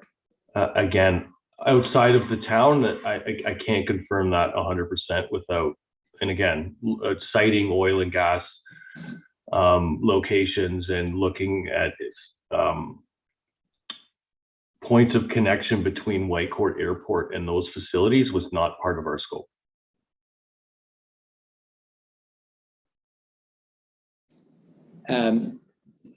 There's references made to the Duvernay natural gas formation being an economic driver.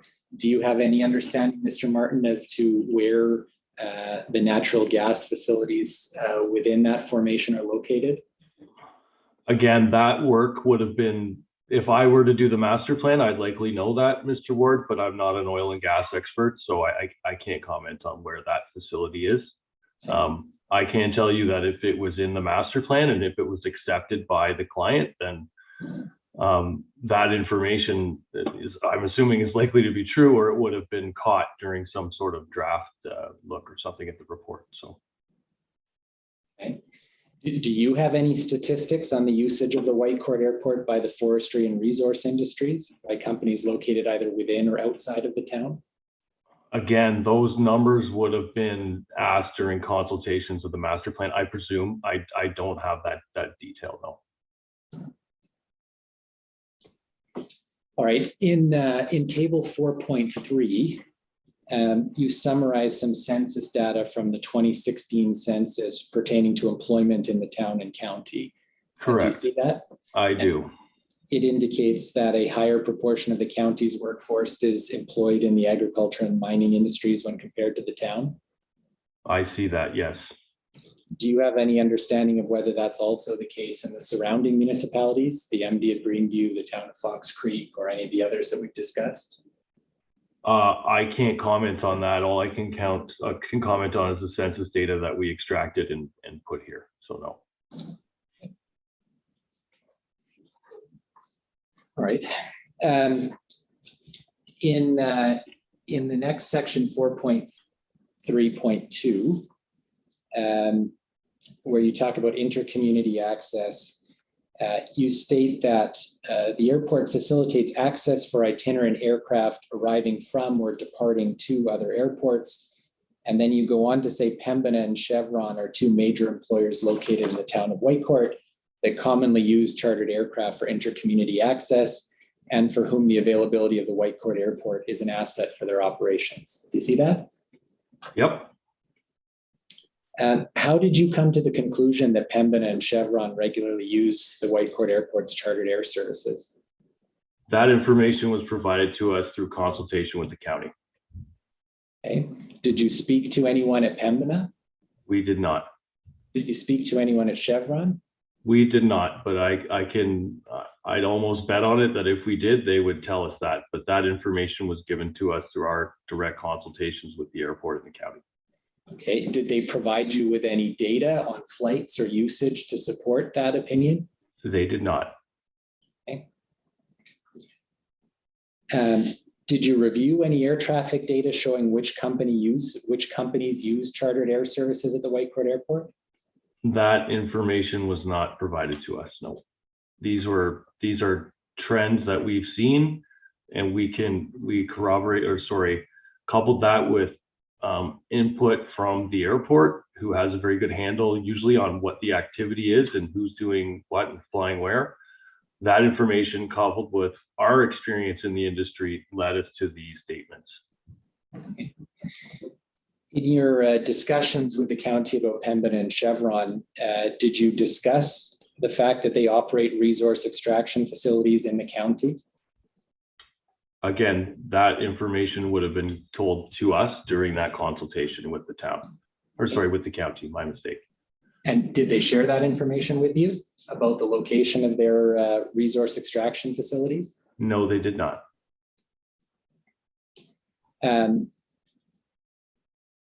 Is it your understanding that the airport would be used to transport employees to and from other work sites by those companies? Again, that's a trend, but there's a lot of factors involved. How far it is away, is the road access. It usually comes down to money. So if the quicker they can make the connection between the point of origin and the site, then air service would be an option. But I can't comment on, I need to know where the site is and logistics issues. So I can't give a definitive answer on that, unfortunately. Did you come to understand the purpose for which Pembina and Chevron use the airport? Again, that information was given to us by the town. You mean the county? Sorry, the county. My mistake, Mr. Ward. And what was the purpose that they conveyed to you? Generally, they conveyed that, in what makes sense to us and what we've seen numerous times in our work is senior executives at companies like Chevron and Pembina. What we're trying to say is they see the presence of an airport in a community as an asset so that they can fly directly from a place like Houston or even Calgary, in the sense, depending on where they are. Sometimes it's Houston. They want to be able to fly from Houston directly to Whitecourt to their office to see their staff. And that lines up with the information that was provided to us from the county verbally as part of a user profile of our airport. When we started working with them, we asked questions like who's using the airport and things like that, and that came out during conversation. So although we didn't speak directly to Pembina and Chevron, the information we were given from the county aligned with our expectations and our experience in Alberta, and that's why we cited it in our report. Did they also convey to you, Mr. Martin, that Pembina often uses the airport to get employees or other visitors to their actual sites and facilities? Again, that level of detail was never discussed.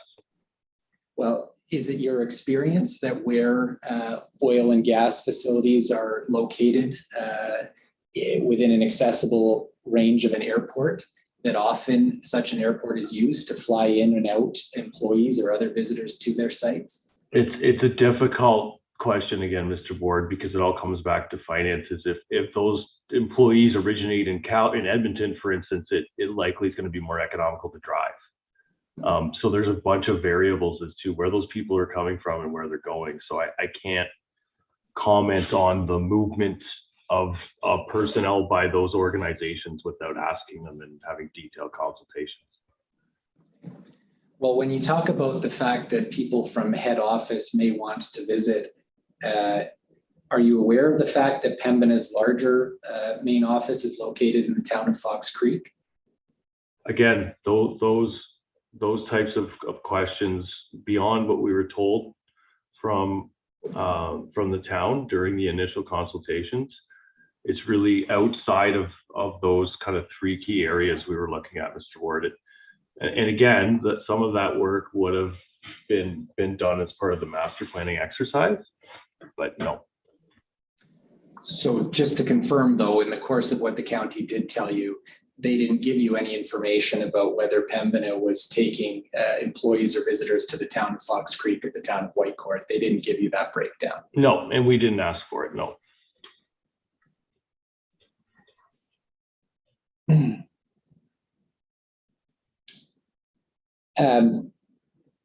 Did you review or inquire any data about Miller Western's use of the Whitecourt Airport? Again, that granular level of detail was not provided to us. No, we didn't talk to individual companies to get that data. Right, but when you said the county told you about Pembina and Chevron, did they give you information about Miller Western? No, it came up in the conversation, and again, just with talking about the profile of the airport, but there was no information given. All right. In terms of actual numbers. When it did come up with the county, did they confirm for you that Miller Western no longer uses the Whitecourt Airport? I can't comment on that. I did this. That's the first I've heard of it, Mr. Ward. All right.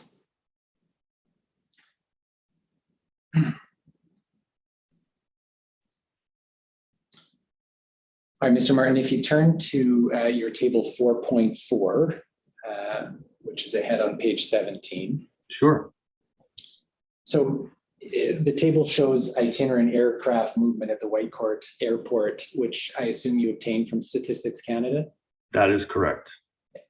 And you refer in your report at different points to itinerant or intercommunity aircraft movements. Are those terms interchangeable? No. Itinerant is a definition by Transport Canada. It essentially means that the airport is leaving, or sorry, the aircraft is leaving the traffic pattern at the airport and returning or going to another site after that. That could be a flight training operation. It could be aerial work. It could be intercommunity as well, but it could be a bunch of other things. All right, so itinerant doesn't necessarily mean that it's a flight between Whitecourt Airport and another airport. It could include flights that both take off and land from the Whitecourt Airport. If it left a circuit pattern, yes, as per the definition by Stats Canada and NAV Canada. And sorry, I think you said, so that would include things like training flights where they might fall into that category? It depends. If it was a circuit train, like a training exercise where it stayed in the local pattern of the aerodrome, then it would be considered a local movement. If it left that pattern, for instance, did some upper air work for half an hour, 45 minutes and came back, that would be counted as an itinerant movement. All right. And do you have any understanding or breakdown of how many of those itinerant movements are intercommunity flights? You could infer from the data, generally speaking, that the air carrier movements at the top usually. I'd be 99% confident in saying that, but without looking at what they call the NCAMS data, which is the raw data from NAV Canada that informs this, I couldn't tell you that specifically. You'd have to look at tail numbers and aircraft registrations and all the kinds of things to determine that. All right. Just going back in your lead into this at the bottom of page 16, sorry. You stated there that economic linkages of the itinerant intercommunity aircraft movements that occur at Whitecourt Airport to the town and county can't be verified by the project team. And then you list several commonly reported economic benefits from intercommunity airport aircraft access. Do you see that? Yes. So I take it what you're saying is that you can't quantify the actual economic benefit of itinerant aircraft movements for the town or county. Is that fair? Not right now. No, we could, but that wasn't a level of detail that we were asked to go to. All right. So your opinion here is based on your past experience then with other airports. Is that fair? Well, it says commonly reported. So we've heard it from other airports several times, and we also heard it from the county. All right. Would you agree that the specific economics benefits of an airport on surrounding communities would depend on the specific circumstances in each case? One more time, please, Mr. Ward. Would you agree that the specific economic benefits of an airport on surrounding communities would vary depending on the specific circumstances in each case? Yes.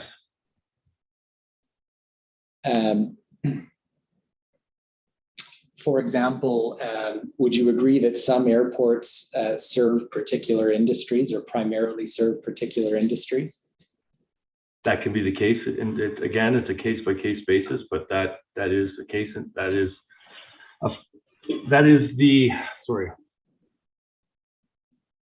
that can be the situation in a lot of cases, yes. And would you agree with WSP based on your review and your opinion that the Whitecourt Airport primarily services the forestry, oil and gas, and mining industries? Again, it sounds reasonable to me. It aligns with our experience. Again, I didn't read every section of the Whitecourt, master plan, but I would agree with that statement in general. Yes, it lines up with our experience and what we were told. Would you agree, Mr. Martin, that the general economic benefits would be dependent on the volume of itinerant air traffic at the Whitecourt Airport? Not necessarily. Generally speaking, would more itinerant air traffic translate into greater economic benefit?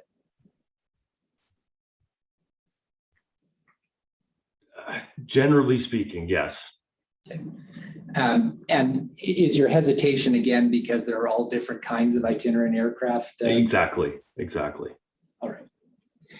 If we focus on, for example, the air carrier ones that you think fall into that category that are likely inter-community, would you agree there that more of that air traffic would translate into greater economic benefits? You couldn't give a definitive answer without knowing what the passengers on that aircraft are doing in the region when they come and go. All right. In your table 4.4, I take it then that when we start in 2017, if we were looking at the number of itinerant aircraft movements, we would add up each of those rows so that there'd be 7,431 total itinerant movements in 2017. Is that right? That would be the total number of itinerant movements, yes. Okay. Local movements being excluded from that table. Right. And for 2020, the number appears to drop to 6,152. And you don't have the totals there, so sorry, I'm not asking you to do the math right now. But I believe that number's right, sure. Would you agree that 2020's numbers fell below the 4-year average? Sure, but that's happened almost every airport in the country due to COVID-19. That's pretty easy to explain. Okay. Am I correct that 2017 is when Whitecourt became certified to operate regularly scheduled air passenger flights? Yes. And that's also when regularly scheduled air passenger services began? I can't comment on the exact date, but based on the numbers, that makes sense. Okay. And is it your understanding that those regularly scheduled air passenger services were discontinued in 2019? I can't comment on the date, but it is my understanding that they did discontinue, yes. Okay. And so beyond the impact of COVID, would you agree that the drop in itinerant aircraft movements would be tied to the loss of regularly scheduled air passenger services? Can you ask that question one more time, please, Mr. Ward? Sure. When I talked about 2020 being below the average, you indicated that's easily explainable with COVID, which impacts a lot of airports. Would you agree it also relates to the loss of regularly scheduled air passenger services? It could, but it likely does, but I can't comment on the proportion without seeing the raw data. Okay. Are you aware of other reasons for the decrease other than the two that we've discussed? I am not. Is that something that you looked at in preparing this report? Just give me one moment, please, Mr. Ward.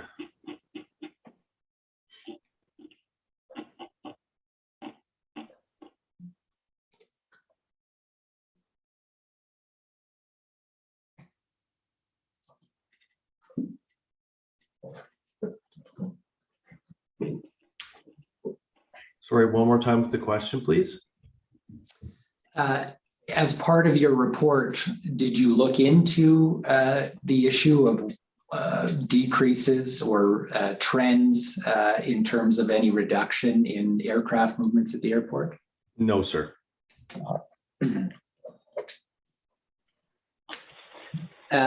If you turn ahead to page 22 of your report and table 5.5.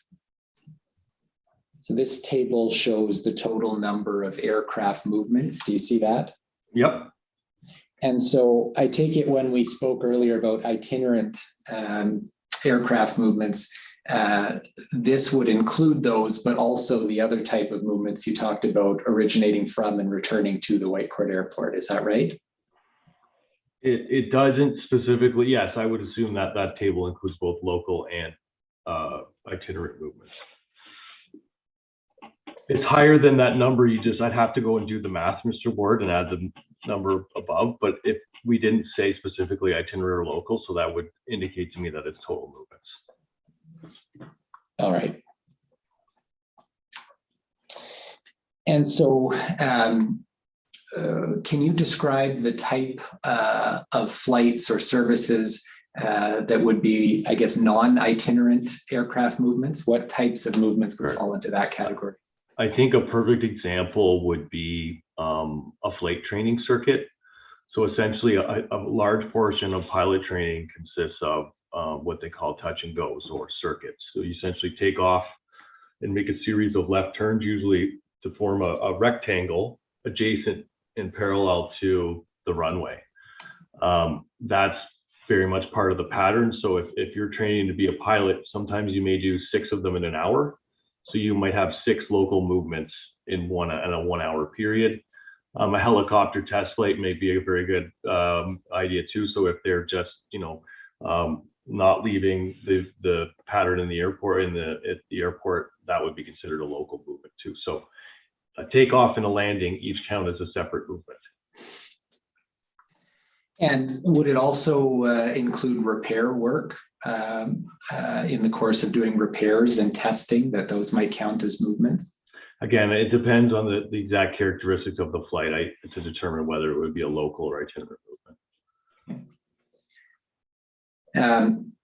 So would you agree, Mr. Martin, that those types of non-itinerant flight movements would not realize the same economic benefits as itinerant aircraft movements? I wouldn't say that, no. Your view is that they would attract the same? They could.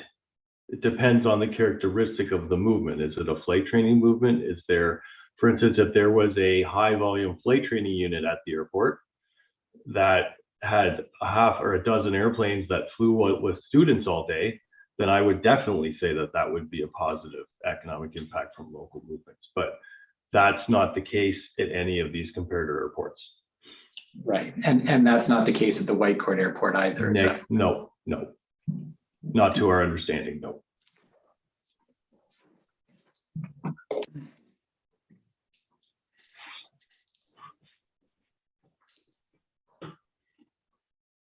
If we look at that table 5.5, you would agree that each of the comparator airports that you selected had fewer total aircraft movements than the Whitecourt Airport? Yes. Is it your understanding that the Northern Rockies Regional Airport has regularly scheduled air passenger service through Central Mountain Air? Yes. And I think you said Dawson Creek Regional Airport doesn't currently have regularly scheduled air passenger services, but WestJet was considering starting those services that was delayed by the pandemic. Is that right? That's correct. Okay. And am I right that during the time period here, the Peace River Regional Airport had regularly scheduled air passenger services through Northern Air Charter? Give me one moment.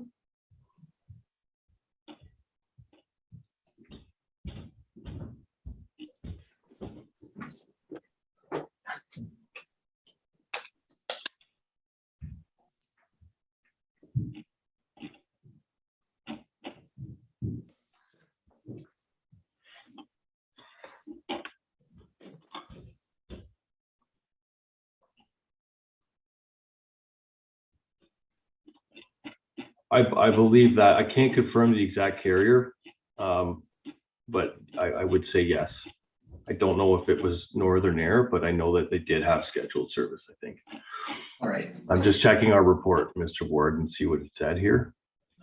It does indicate that they were tenants of the airport include Northern Air Charter, Alpine, Can West. There we go. Yes, that is a proper, I found it. So yes, I would agree to that. They did cease and it was Northern Air. All right. You indicate in that table that full year data is unavailable for movements at Dawson Creek in 2019, 2020. Do you have any information or understanding about the number of aircraft movements in Dawson Creek in those years? No, they weren't publicly available to us. Okay. So you couldn't provide them. You couldn't confirm that the number of movements decreased in those years? No. Would you agree that Dawson's Creek Airport is about a 45-minute drive away from the larger Fort St. John Airport? No, I don't know, to be quite honest, what the driving distance is, Mr. Ford. Okay. Are you familiar with the Fort St. John Airport? I've been there. Okay. Would you agree it's a larger airport than Dawson's Creek? I haven't been to Dawson Creek. And again, I wasn't asked to analyze the two airports, so I can't comment on the facilities and scope, especially at Fort St. John. I mean, I've been there, but I can't really comment on that because we weren't asked to do that as part of our work. All right. So I take it, Mr. Martin, that the total number of aircraft movements wasn't a critical factor in determining whether it was an appropriate comparable to No. Whitecourt. No. You would agree with that? No, that wasn't one of the three criteria that we selected. And right. I think I noted those criteria in my presentation. Right. So you could have significantly fewer aircraft movements and still be considered a comparable for the purpose of your opinion. Is that right? For sure. The real cost comes into the infrastructure and the operational staff. So for instance, if you had a runway or an airport that was staffed by 3 people, if you moved 500 airplanes through that in one day or 50, the cost to operate that is generally the same. In conducting your analysis, did you consider the Edson Airport? We reached out, or the county, I believe, reached out to Edson, but they weren't able to provide us with the financial data that we needed for that comparative financial performance. Or sorry, Mr. Ward, are we talking about comparative financials, or are we still talking about aircraft movements? Well, I'm just asking generally. So you said you reached out but weren't able to get financial information. Is that why you didn't use the Edson Airport as a comparable? I believe that was one of the reasons, yes. Okay. Are you aware that Edson is also a certified airport? I am aware of that. And that they also operate 24/7? We reached out for financials and they weren't provided to us, so it couldn't be included in the list. I think Slave Lake was also another that we reached out to, but unfortunately by the time they did give us the data, but it wasn't able to be presented in here because it was too late. Would you agree that other than the lack of financial information you had available, that Edson is a comparable airport to Whitecourt? It would. I can't tell you that for certain, Mr. Ward, because it wasn't included in our report, so it wouldn't have been given the same level of attention and detail as the ones that are in here. Are you aware, Mr. Martin, that when you go to the town of Edson's website, the finances for their airport are posted on the website? I am not aware of that. No, it would have been the research team that would have been assembling all of the information, Mr. Ward. So that would have been Mr. Crooks, who I mentioned earlier. I'd have to confirm that with him, but sorry, I can't confirm that. I could tell you that Edson wasn't purposely excluded. If it wasn't in here, there must have been a good reason not to include it. It either didn't meet the 3 criteria, or all the complete financial information in a breakdown that we required it to be was probably not provided. I have not looked at that information, but depends on the way the information was presented, whether we were able to use it or not. So if it wasn't in the breakdown format, especially in terms of expenses and revenues and annual deficits, then we wouldn't be able to use it. So I would say that it's likely one of those 2 things that why it's not included. We tried to add as many as we could, Mr. Ward, but the time constraints we had only enabled us to put the comparators in that we have, which we feel are very representative. In your discussions with the county, did they indicate to you that in their recommendations to council, they described their direct competition and comparables to be Edson and Slave Lakes airports? That discussion on competition didn't come up as part of our study.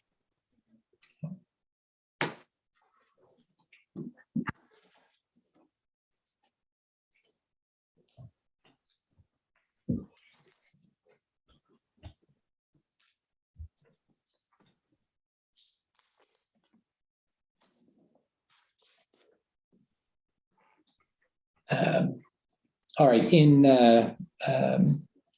under 4.2 on this page, you indicated that one of the criteria for selecting comparables was that selected airports should have generally comparable infrastructure, including a paved runway, supporting taxiways and aprons, and visual and electronic navigation aids. So firstly, are instrument landing systems and instrument approach procedures navigation aids? Okay, so an aid to navigation is usually, it could be one of 2 things. It could be a terrestrial aid, which is based on the Earth, which is an instrument landing system is one of those. There's also VHF omnidirectional ranges, non-directional beacons. They're all fixed structures on the Earth. And an instrument landing system has 2 components, a glide slope and a localizer that are a navigation aid per se. And then the second one is satellite based. So global positioning system, GPS satellites, they're one of the 2. And an instrument flight procedure is used by pilots, and it's based on either a terrestrial aid or a satellite based aid. The procedure is developed to get the aircraft in and out of the airport under what they call IMC, instrument meteorological conditions. So essentially when the weather's poor, instrument flight procedures are used by pilots, and those procedures are supported by either a ground-based or a satellite-based navigation aid. Okay. And with respect to the instrument landing systems and instrument approach procedures, does the Whitecourt Airport have both of those? Can you give me 1 minute, please, Mr. Ward? Yeah. I can answer that question very quickly.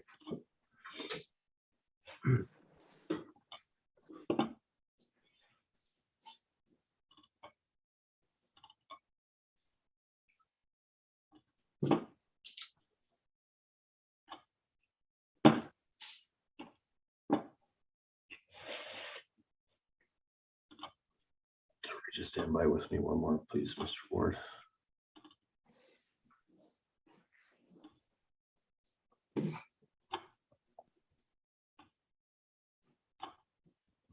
So your question specifically was, so I can tell you that there is not an instrument landing system at Whitecourt Airport. Okay. And of the comparables you selected, is it only the Northern Rockies Airport that has the instrument landing system? I can't confirm that right now without looking each one up 100%. All right, that's fine. Can I ask why you're asking? Are there greater costs associated with operating both an instrument landing system and an instrument approach procedures at an airport? Those costs aren't borne by the airport. They're the responsibility of NAV Canada, so they would show up in the financial data of the airport. Okay. Okay. And generally, Mr. Martin, are airport expenses directly linked to the number of aircraft movements? No. Okay. So you would agree that there are a number of costs that are fixed regardless of the number of aircraft movements at a particular airport? That's correct. Okay. And so, for example, a certified airport like Whitecourt's required to maintain a minimum level of staff regardless of the number of actual airport movements? They have obligations through the Canadian aviation regulations for regular inspections, proactive safety identification, and other items that require staff to be there. I can't tell you the level exactly in terms of number of hours per day and number of staff, but a certified airport does have obligations, and those obligations need to be met by staff members. And I take it those obligations are obviously much more significant than in a non-certified airport. Is that correct? Absolutely, without a doubt. So if we turn then to your section 5.3, so that's on page 26. Sure. So here you look at comparables for intermunicipal cost sharing, and obviously you don't use the same comparators that you use for the purpose of the financial analysis, correct? Right, absolutely. And is that because you didn't have intermunicipal cost sharing with respect to the airports you used for the financial analysis? Well, there weren't any intermunicipal cost sharing agreements in place at those other comparators, so we weren't able to obviously list them. So we had to find others that were still appropriate. So each of the three airports you used for the first comparator, there was no cost contribution from any neighboring municipality. Is that correct? There was from Peace River, and we identified that in here. But the other ones, in terms of Northern Rockies and Dawson Creek, did not have those agreements in place. So obviously we couldn't use them to talk about cost sharing. Right. And so you would agree that not all municipally owned airports will receive funding from neighboring municipalities, obviously. No, it's very inconsistent. We've been seeing that, but there has been more talk about it recently. Okay.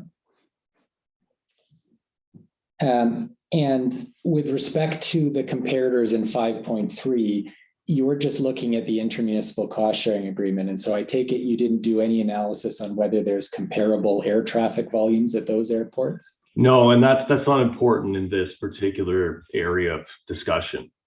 We're strictly talking about sharing of those costs, regardless of the number, or sorry, aircraft movements for it. I think infrastructure profile would be a good one.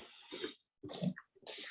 And for instance, Red Deer has a scheduled service as well, and it's a different profile. But that being said, it's still an airport that's operated with an intermunicipal cost sharing agreement in place. That's worth noting and discussing.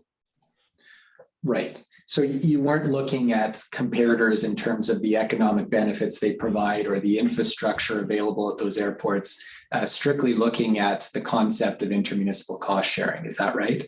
In this sense, yes.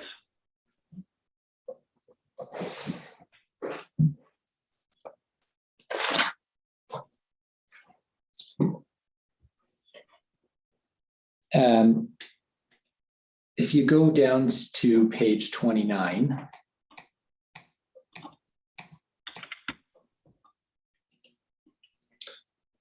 in number 4 at the top of the page, you summarize the proportions of operating deficits covered by the owning municipality, which is also shown in table 5.15. Is that right? Yes. Yep. But again, you haven't done any analysis of the economic impacts of these particular airports on the municipalities that contribute the funding. Is that correct? One more time on that question, please, Mr. Ward. Yeah, so with respect to the municipalities that are contributing funding in that table, Right. you haven't done any analysis of the relative economic impacts benefiting those municipalities in exchange for that payment. Is that fair? That's correct. We have not.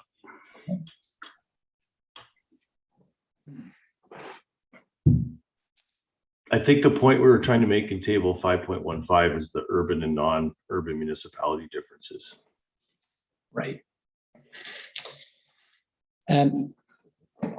Ms. Antler, would you be able to pull up Mr. Frank's general evidence summary? Yes, one moment.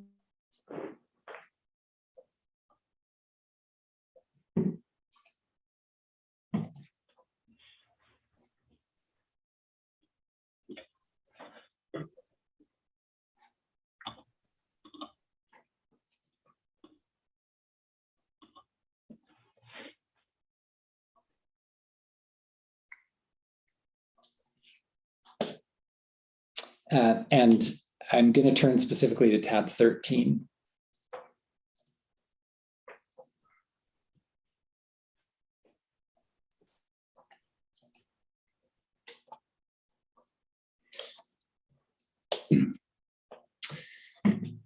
So, Mr. Martin, in an evidence summary that was submitted by Gordon Frank, the CAO for the county, he included a tab that refers to the airport costs. When you were preparing your financial analysis, is this the information that you used to come up with the numbers reflected in your report? So I should say that I myself didn't do the calculations, but I do remember seeing data that looks like this in this form that we were provided, but I can't tell you if it's exactly the same without doing an audit on the numbers, but it does look familiar. You're not aware, I take it then, as to whether you were provided any information other than what's reflected in this tab? Can you scroll down a little bit, please, and see what, so if it has all of the revenue, all the revenues and expenses related to the airport, and I remember that in our experience, the information given to us by the county was actually quite detailed, which is better than most airports give us, so I can tell you that. It looks like everything's here from a, and again, without auditing every light item, I can't tell you that, but it looks like everything's here that we would generally ask for when that information, in a very granular level of detail, which is helpful to us. Okay. So you would agree that the financial expenses associated with the airport reflected here include both operating and capital costs to operate the airport? Yes, in the sense of Whitecourt, we were unable to separate the two because of the way this information was presented to us. And in so our comparison, we made sure that we were comparing operational and capital costs at those other airports at the same time. All right. And would you agree, Mr. Martin, that when it comes to the expenses that you've included in coming up with the annual deficit, those expenses include annual amortization and depreciation? That's generally a line item in there, yes, but I can't, without looking at the actual sheet itself. Again, sorry, can you ask that question one more time, please, Mr. Ward? I want to make sure I give an appropriate answer. Sure, and maybe can we also pull up, without closing this, your table 5.10 in the report, just for reference? Sure, that might help.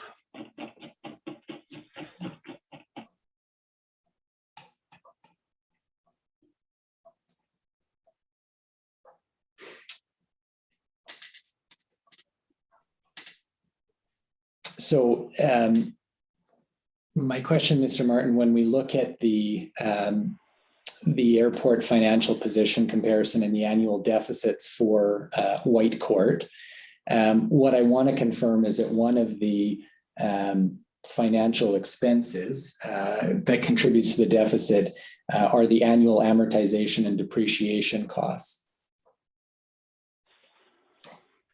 So you're asking if those costs are included in the numbers in 510? That's right. I can't answer for certain without pulling up the raw data, Mr. Ward. Okay. But I can't tell you that it would have been consistent though. If it was in, it would have been in for all of them, and if it wasn't, it wouldn't have been in to be consistent. So if we go back to the tab of Mr. Frank's evidence, and you go ahead to page 98.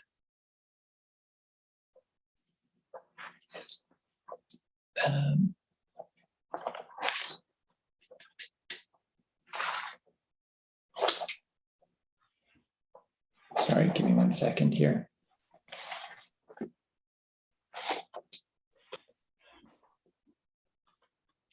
Sorry, can you go back to page 97 before this?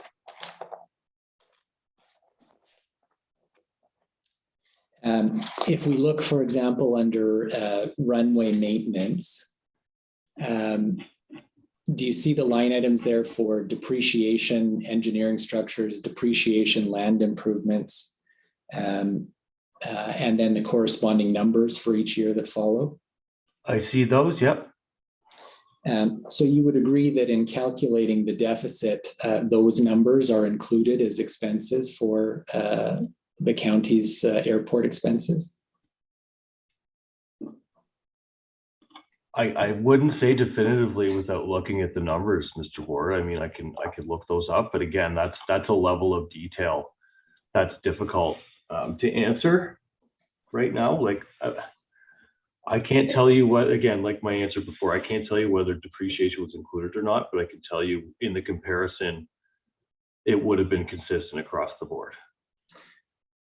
All right, well, would you agree that amortization and depreciation are non-cash expenses? Again, I'm not an accountant, Mr. Ward. Like I said, we either included them if they were consistent, or if they weren't, they would have been removed for comparison. Well, in your report, you refer to, in a few different places, tax-supported deficits. And my question is whether the numbers you have are actually the amounts covered by taxpayers, or if they actually include a number of non-cash expenses like amortization and depreciation. You may not be able to answer that, but that's the question I'm trying to confirm, Mr. Martin. I can tell you that we use the term tax-supported deficit as a general term, as in that would normally be borne by the taxpayer or the owning municipality. So that's where that term comes from. Okay. And the financials also include a number of transfers to operating or capital reserves. Am I right that annually those were calculated as being expenses where amounts were transferred to reserves as well? We do mention that in our report, Mr. Ward. Just give me a second.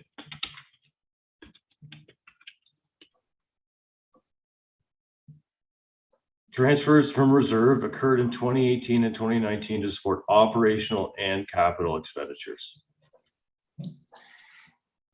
And are you familiar with those reserves and what funds are being kept for in terms of funding future projects at the airport?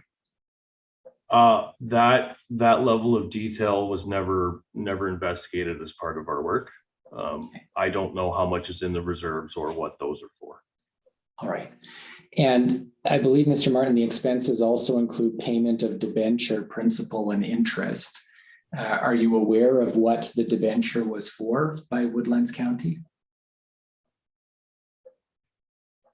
I'm not aware of what that was for, no.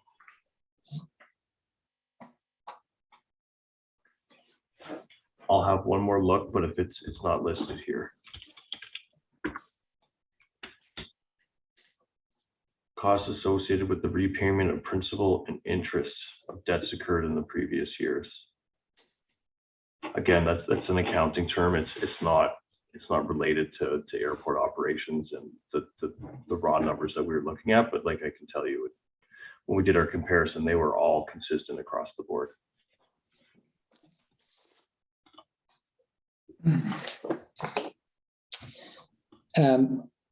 When you looked at the revenue sources in your report, Mr. Martin, one of the significant ones was for land lease and rental revenue.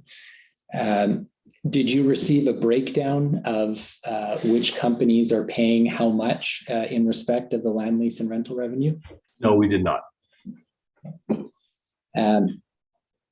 Are you aware as to which of the tenants lease or rent space as opposed to owning either their hangar and or the land at the airport?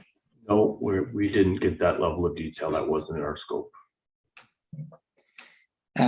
Is it your understanding that there are a number of tenants at the airport who either own or lease the hangar or the land where they're located?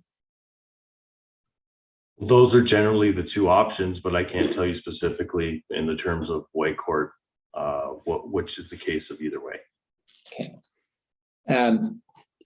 Where companies operating out of the airport are paying property taxes to Woodlands County, is that revenue accounted for in these financial numbers? No, I don't believe so. Right.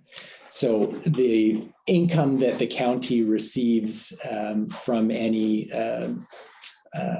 companies operating at the airport is not reflected in the deficit numbers in your report. Is that correct? No, is it in this sheet that's presented in Mr. Frank's statement? I don't believe it is. All right. And so you would have simply based it on these numbers that the county provided. That's correct. It wouldn't, in our experience, it normally goes into the general tax revenue of that municipality, and it's not shown on here. I've never seen tax payments as accounted for as a revenue in any of my experience, to be quite honest, Mr. Ward. All right. Well, I take it in operating an airport with tenants, airports would have the option of either renting a space or allowing a company to own the space at the airport. Isn't that right? We don't recommend to our airport clients usually that they sell land because it removes a certain level of control. So we recommend long-term leases, and that's generally the norm at airports, but I can't speak to each individual one at Whitecourt. All right.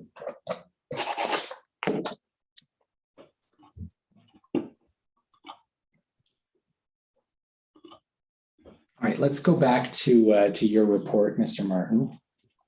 Sure. And I'll take you back to page 17.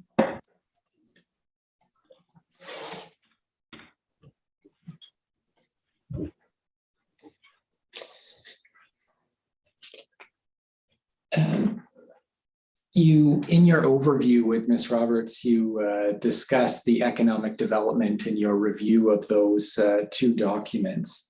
In preparing your report, did you speak to anyone at the town's economic development office? No, we didn't. Beyond your references to the McSweeney and Associates document and the economic development package you referred to, did you review any other economic developments or marketing materials from the town? No, we feel that what we discovered was very clear enough evidence to us that they recognize it as an economic driver, so we didn't go any further. Okay.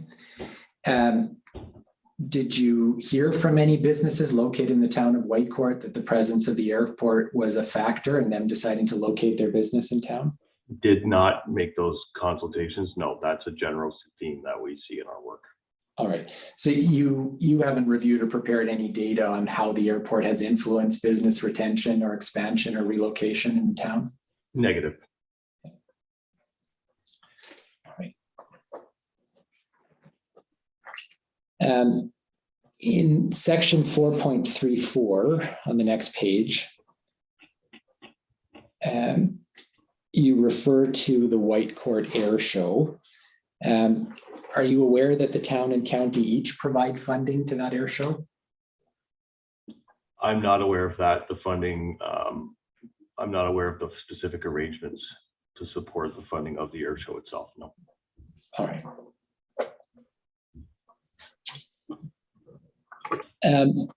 Mr. Martin, in coming to the conclusion in your report or the opinion that the expenses and deficit associated with the maintenance and operation of the airport are within a reasonable range for a Transport Canada certified regional airport, did you review and consider the landing fees that are charged by the Whitecourt Airport? I was not asked to review the landing fees as part of the scope of work. Is it your understanding that until November 1, 2019, the Whitecourt Airport did not charge any landing fees? Again, Mr. Ward, it wasn't in our scope. Okay. In the course of reviewing the financials, did you come to be aware that the county has decided aircraft based out of the Whitecourt Airport are exempt from paying any landing fees? That seems like a practice that would be in place, and we see it at a lot of airports. But again, I don't have details on the exact landing fee structure. It wasn't something we were asked to do. Okay. We do that type of work, but it wasn't part of our scope in this case. Right. You referred to the Peace River Airport forming a nonprofit association. In your experience, are there advantages to forming a separate corporate body, association, or other body to manage an airport? That's a great question, Mr. Ward. And unfortunately, there's no cookie cutter answer. It very much varies on the airport, the number of partnering municipalities, the profile of the airport. It's a great question, but it's not a cookie cutter answer, so I can't tell you whether it's better or worse. Okay.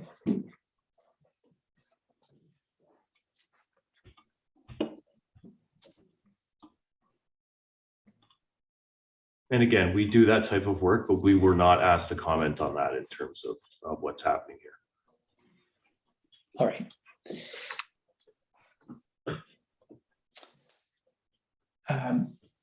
Ms. Howes, might I just have 5 minutes to confer with my client before I conclude? Yes, thank you.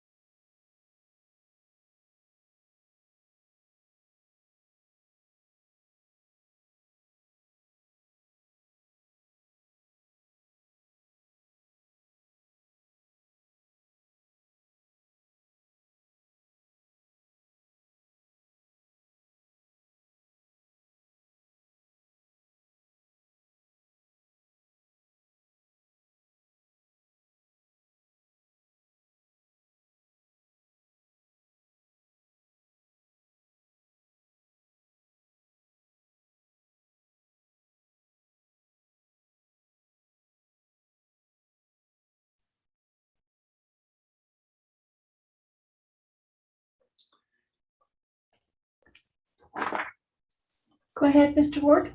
Thank you, Ms. Howes. Mr. Martin, those are all my questions. Thanks very much. Thank you, Mr. Ward. Ms. Roberts, any follow-up? Oh, yeah. No, nothing rising.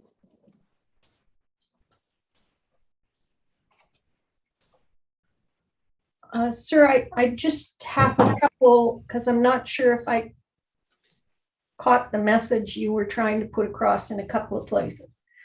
You were just asked about the financial comparators you did in section 5 of your report to the 3 airports that you chose. Right? And you have shown in your charts, in your tables, 5.6, 5.7, 5.8. The financial performance based on operating revenues and expenses. That's correct. Okay, so can you just make sure I understand what you compared, what you used from the Whitecourt Airport to compare against those? Sure, Ms. Howes, I'm glad you asked this question. So like I mentioned before, and I might not have been 100% clear.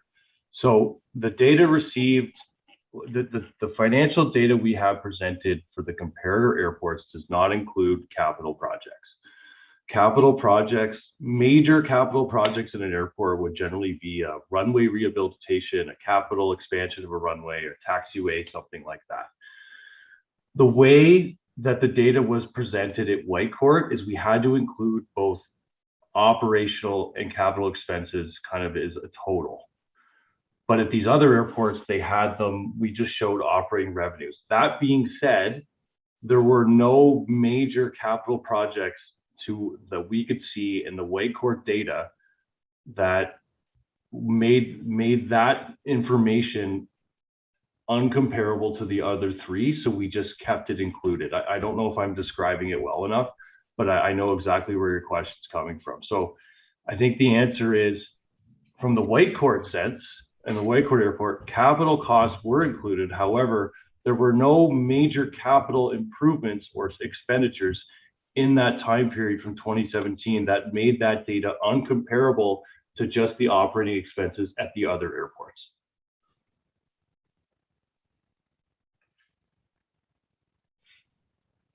Am I to take from that, sir, that there were no capital costs during that period, or just that there's no major capital improvements?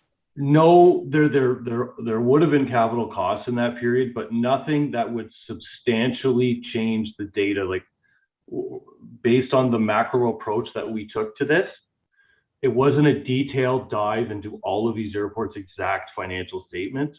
A lot of them are essentially grouped together in categories. Looking back at that data for Whitecourt, there were nothing that would skew the numbers substantially that were presented in there, Ms. House.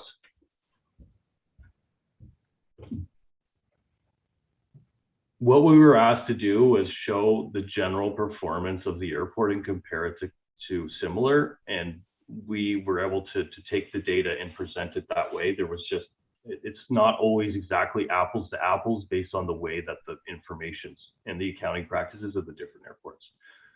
But I can tell you that this is a very fair representation of the comparison and the financial deficits.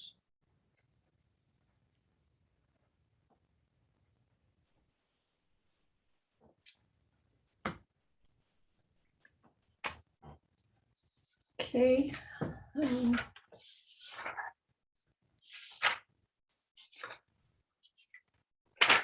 Just give me a minute to check my notes. I put a question mark usually where I want something. Not a problem.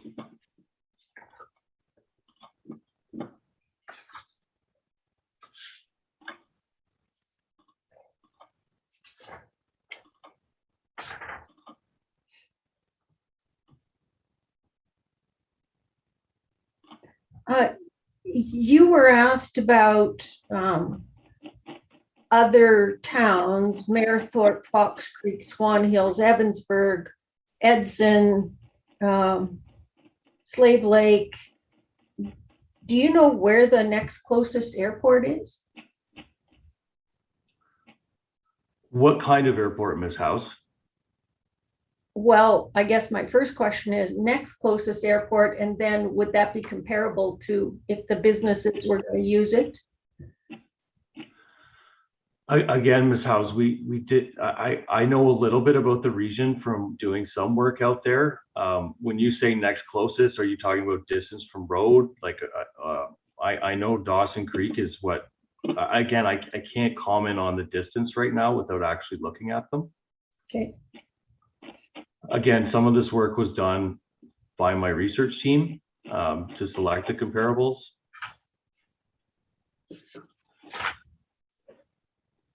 We've done some work in Fox Creek, obviously in Edmonton, but they're very different facilities, right? Okay. And in terms of any of those other municipalities, I think you said the scope of your report was to focus on the town and the county. Did the county provide you any information about any other ICFs that they have that would provide contribution to the airport here? No, they weren't mentioned.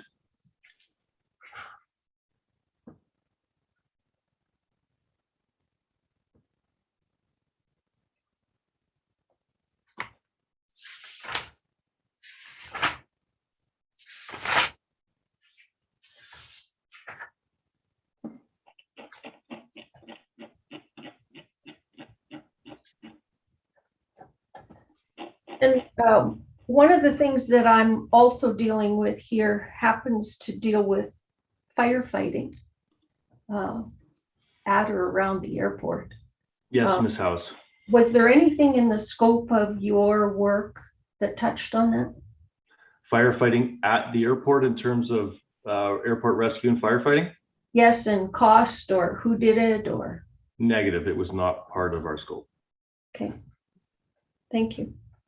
Anything arising from my questions? Ms. House, might I ask one question clarifying the question of the capital expenses? Yes, go ahead. Could we go back to Mr. Frank's finances, the airport finances, which are tab 13 of that report?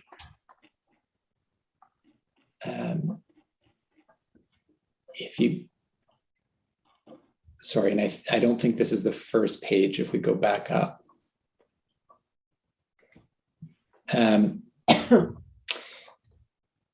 Do you see under administration, Mr. Martin, there is a line item that says transfer to capital?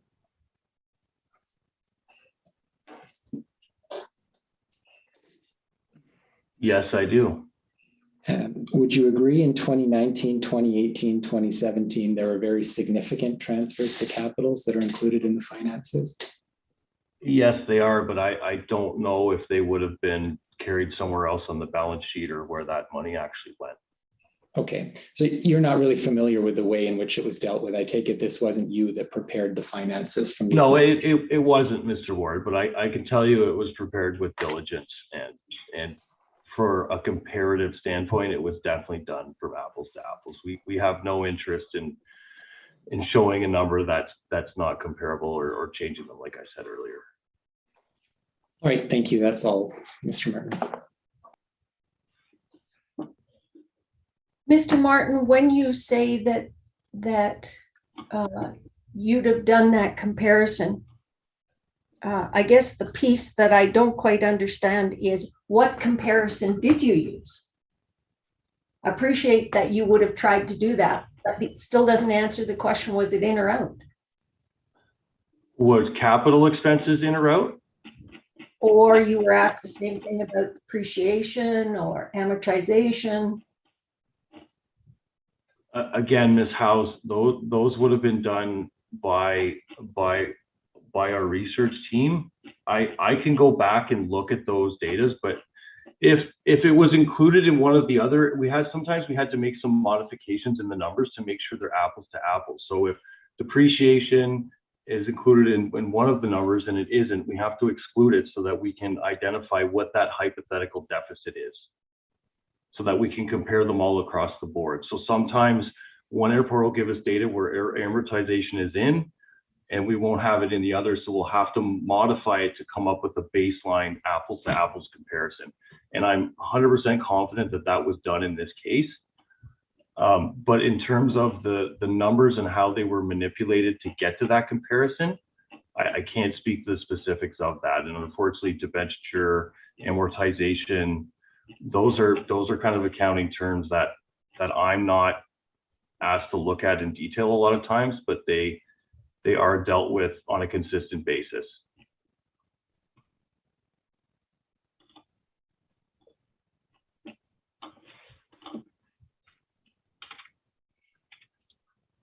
Ms. Roberts, any questions arising?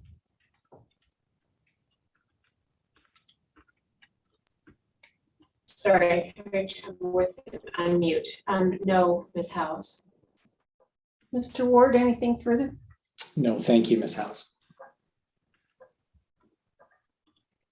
Mr. Martin, I want to thank you very much for spending the time with us. We appreciate it, and you're free to go. Thank you, Ms. House.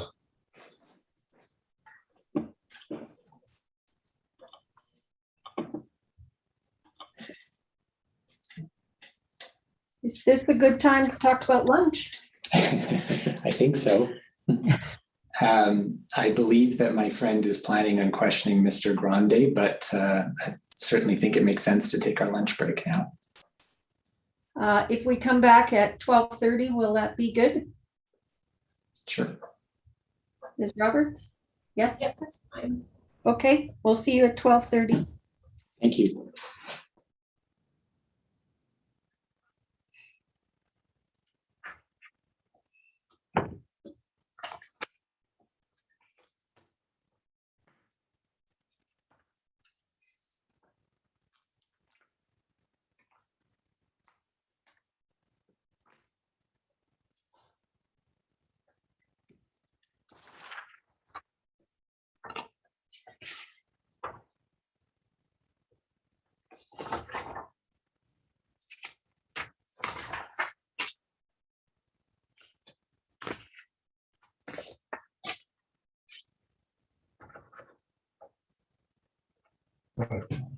Ms. House, I think you're unmuted. Thank you. No problem.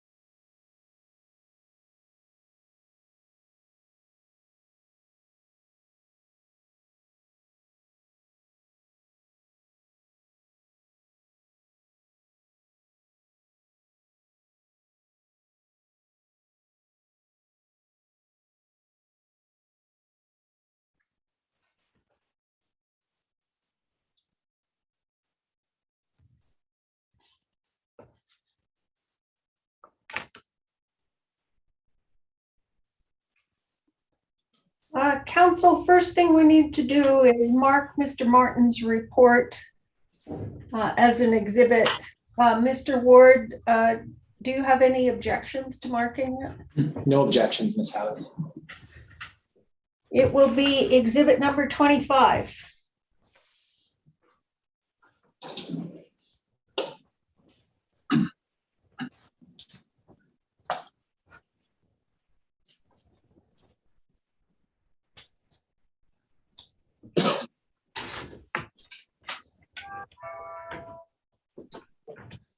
Okay, and we're dealing with Juan Grande. That's right. Mr. Grande, I'm Deborah House. I'm the arbitrator. Our practice in this arbitration is to ask witnesses to make a civil promise to tell the truth. We call it an affirmation. Do you have any objection to doing so? I don't. Thank you. Juan Grande, J-U-A-N-G-R-A-N-D-E. Is that correct? That's correct. Do you solemnly affirm that the evidence you will give in this hearing will be the truth, the whole truth, and nothing but the truth? I do. Thank you. Go ahead, Mr. Ward. Thank you. Can we put Mr. Grande's statement up? Thank you. And so, Mr. Grande, did you prepare an evidence summary with respect to the landfill in this arbitration? I did. And in the document we have before us, is that your signature on this page? It is. And was this statement true and accurate to the best of your knowledge at the time you prepared it? Yes, it is.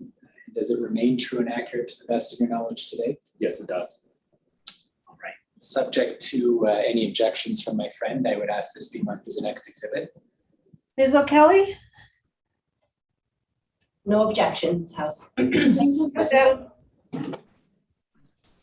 Exhibit 26. Mr. Ward, do you have any other questions for the witness? Sorry, I do not, Ms. House. Thank you. Ms. O'Kelly, over to you. Thank you, Ms. Howes. Mr. Grande, I'm Orlo Kelly. I'm counsel with Ms. Roberts. I just have a few questions for you today.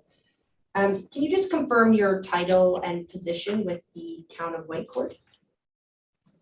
My title is Engineering Services Coordinator for the Infrastructure Services Department. I am also acting as the Solid Waste Manager. And how long have you been in the position of the Solid Waste Manager? Since January 1st Of this year? of 2021. And how long have you been, if it's different, how long have you been with the Infrastructure Services Department? I would say probably about 7 years. And in those years preceding January 1 of this year, did you have any involvement with the solid waste program at the town? Yes, I have. I am one of the resource members for the landfill authority.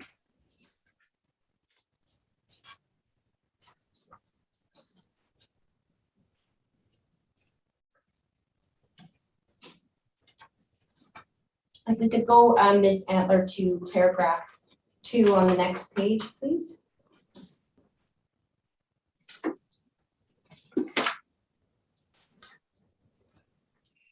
And just for my knowledge, Mr. Grande, were you referring to the board member position that's referred to in this paragraph?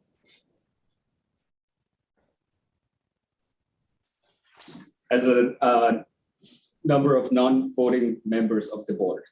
Okay. So you were previously a non-voting member of the board? Yes, I was. Okay. Are you currently? Yes, I am. And how are you appointed to that position? Could you clarify that question, or could you repeat that question? So when someone becomes a non-voting member of the board, and in particular you, how does that come about? How are you appointed to the board? Through the current agreement that we have, each municipality appoints their resource members. In my case, it would be Town of Whitecourt appointed me as a resource. Is that a decision by council? It's a decision made by administration.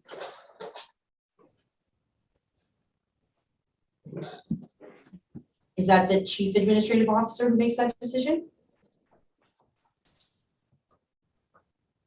Ultimate, yes. And as like a non-voting board member, what role do you play with the Regional Waste Authority? My role would be as advisory, as a non-voting resource member. Administration provides long-term planning, operation information to the board. And are you the only non-voting member right now? No, I'm not. Is there another one on behalf of the town, or? Yeah, there is one more member. And sorry, I'm just clarifying, is that other member on behalf of the town or the county? On behalf of the town. Okay, and who's that? That would be the Director of Infrastructure Services, Kamaru Sanan. So 3 voting members on behalf of the town, is that correct? So far, there's only 2. What do you mean by so far? Myself and the Director of Infrastructure Services. Okay, sorry, I was referring to paragraph 2, where you talk about the voting members on the board. Are there 3 voting members on behalf of the town? Yes, that's correct. The 3 voting members, yes, for the Town of Whitecourt. And who are those individuals currently? Currently, we have Bill Macri, Tom Pickard, and sorry, I'm not that great with names, but it's Matt McConnell. Okay, thank you. And so in your role then as the solid waste manager, what are your responsibilities? The position responsibility would be to oversee operations, the daily operations of the facility, also provide guidance on long-term plans, also ensure that we adhere to our approvals in terms of environmental commitments that we have under the approval. And if we look at paragraph 1 of your statement, you refer to various bylaws. Did you play any role in the passage of these bylaws? No. And you also speak about the establishment of the Regional Landfill Authority, and I'm assuming you weren't around or had any role in that either? That's correct. And in terms of the relationship between the Regional Landfill Authority and the Town of Whitecourt, are they separate or the same entity? Could you rephrase the question? Is the Regional Landfill Authority a separate entity from the town? Well, the authority is comprised by Woodlands County and Town of Whitecourt.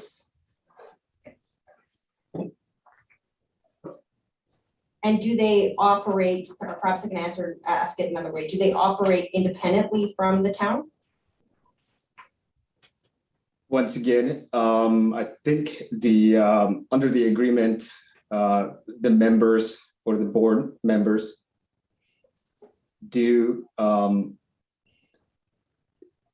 they have the voting position based on the agreement. And so if we could go, please, Ms. Antler, to the next page at paragraph 11.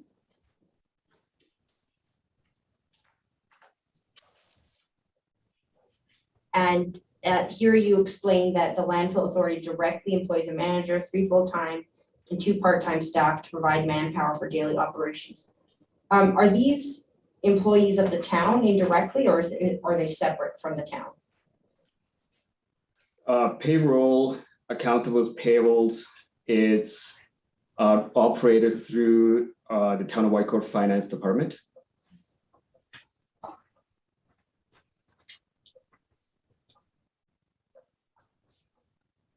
And if we go back then, please, Ms. Antler, to paragraph 3 on the previous page.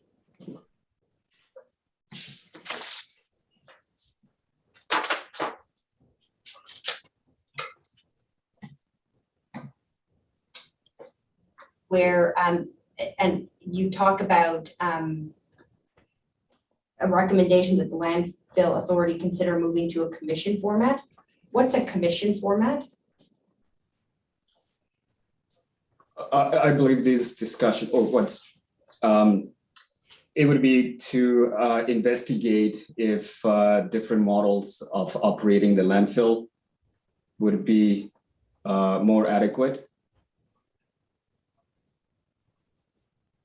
And how would moving to a commission model be different than the current operations? Do you know? We have not initiated the process of securing a consultant to guide us through that process. And with regards to the board we were talking about earlier, there's 3 voting members with the town and 2 with the county, is that right? Yes. Okay. And so the town always has a majority on the board, is that correct? Yes. And if we go, again, we're still at paragraph 2. You say that the landfill authority is jointly owned, but you describe the county's stake as being only 31.8%. Can you describe what you mean by jointly owned? Or sorry, but by a 31.8% stake? Could you repeat that question, please? Yeah, so I'm wondering if you can just describe what you mean by the county having a 31.8% stake. That percentage is based on the census population. And how does that relate to the amount the county contributes to costs? It relates to once the revenue is accounted for, that is the proportion that it's then distributed, or even the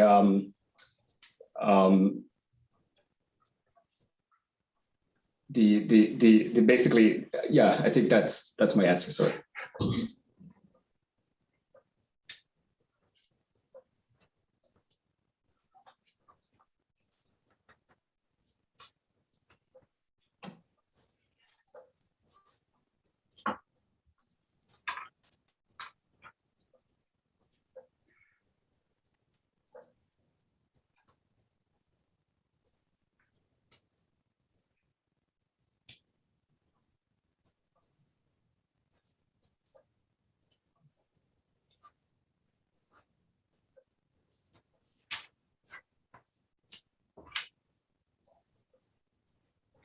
At paragraph 4, you refer to private commercial haulers.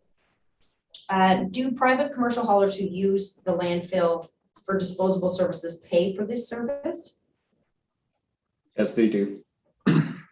And do you know how the fees are determined for that service? Yeah, it's basically according to the tipping fee schedule the authority sets. Pardon me? It's based on the tip-in fee schedules.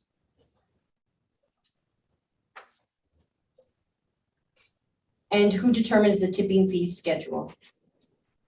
The board does.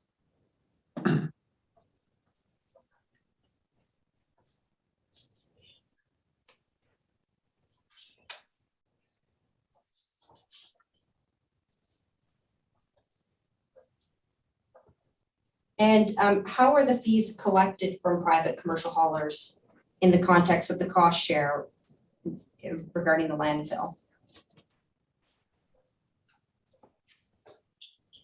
The tip-in fees are collected at the facility. And which, just so we're all clear, which facility are you referring to? The regional landfill. And are there any records kept to record the revenue generated by these private commercial haulers, tipping fees? Yes, they are kept.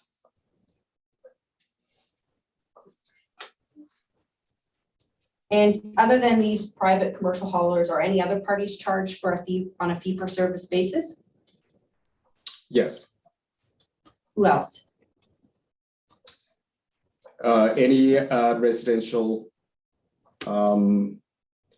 public, county residents, town residents outside of the serviceable area.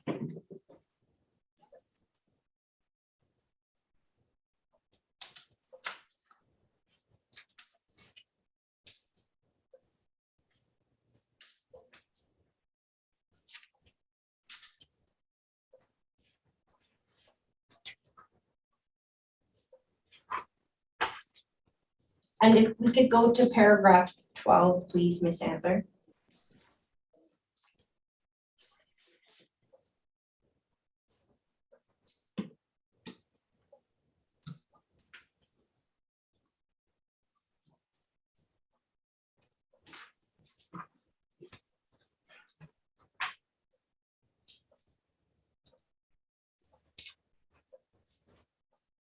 Is there any agreement between the town and the county about how the revenues that are generated from these services are shared?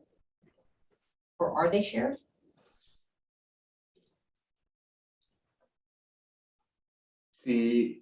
Once again, through the current agreement, the revenue that is shared is based proportional on the population.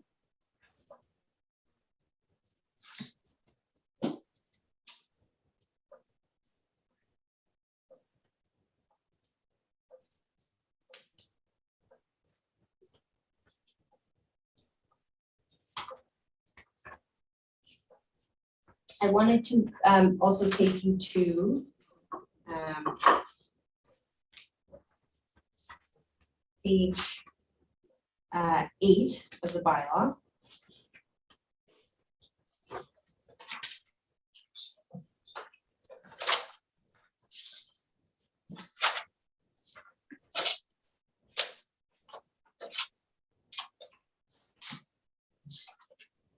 And it's specifically 6 sub D, where the bylaw states, oh, sorry, this is the agreement, apologies.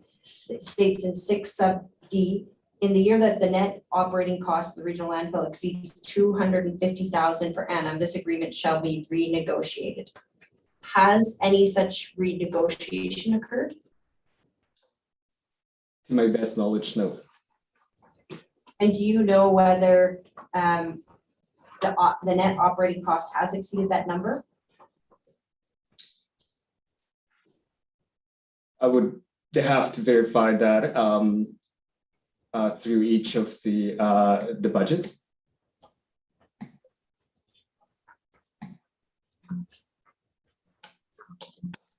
And Ms. Antler, if you could take Mr. Grande to page 27, please.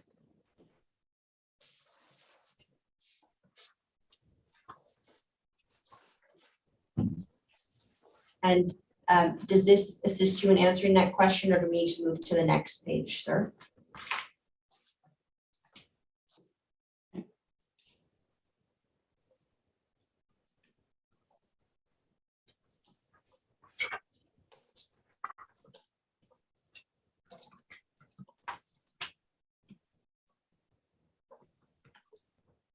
Sorry, Mr. Grande, I was wondering if this helps you answer whether or not the net operating cost has exceeded 250,000, or do you need me to take you to the next page? Sure, please proceed to the next page. All right.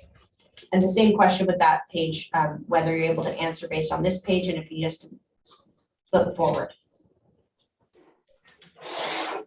Okay.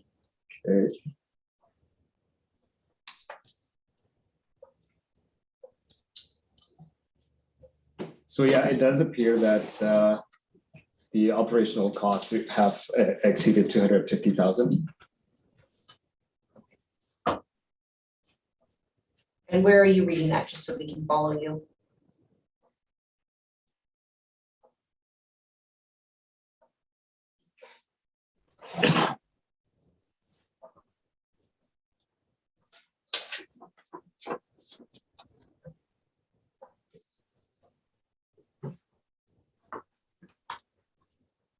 That would be under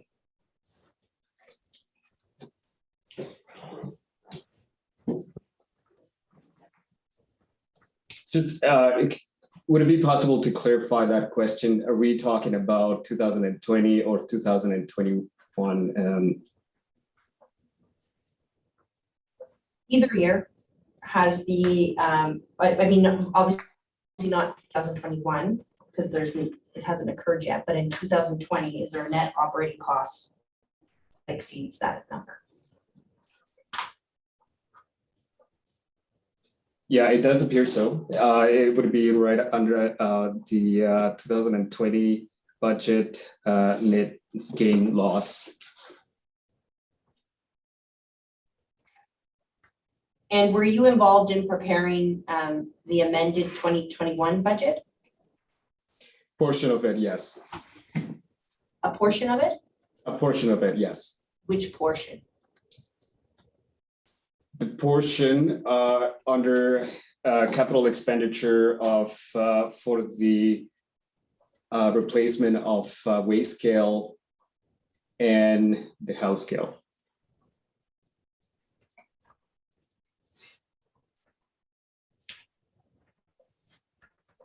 Okay. And while we're here, questions about this, please.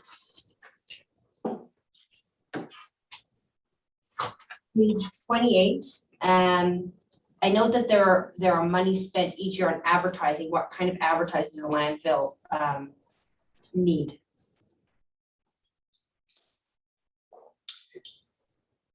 Could you highlight this section, please, for me? It's small, but there's. Oh yeah, there you go. Okay.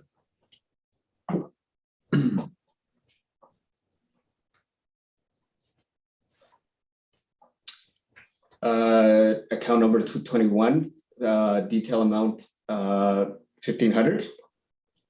Is that what we are referring to? Yes. Advertisement would fall within a broad spectrum there. It could be anything from brochures for the waste authority, advertisement for tender documents. That would be one of example. Ms. Ambler, can we please go back to page 9 of the statement? Oopsie daisy. And Mr. Grande, I just want to ask you about paragraph 8, where it states the authority shall enter into an agreement with the town to provide administrative services and to receive, disperse, and account for the funds of the authority. Has the authority entered into this kind of agreement? I'm not, to my knowledge, I would not be able to answer that question.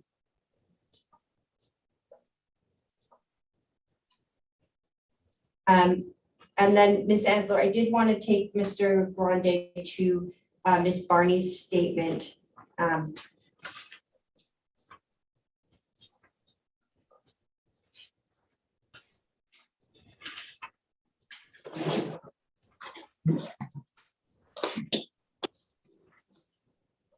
Page 79, please.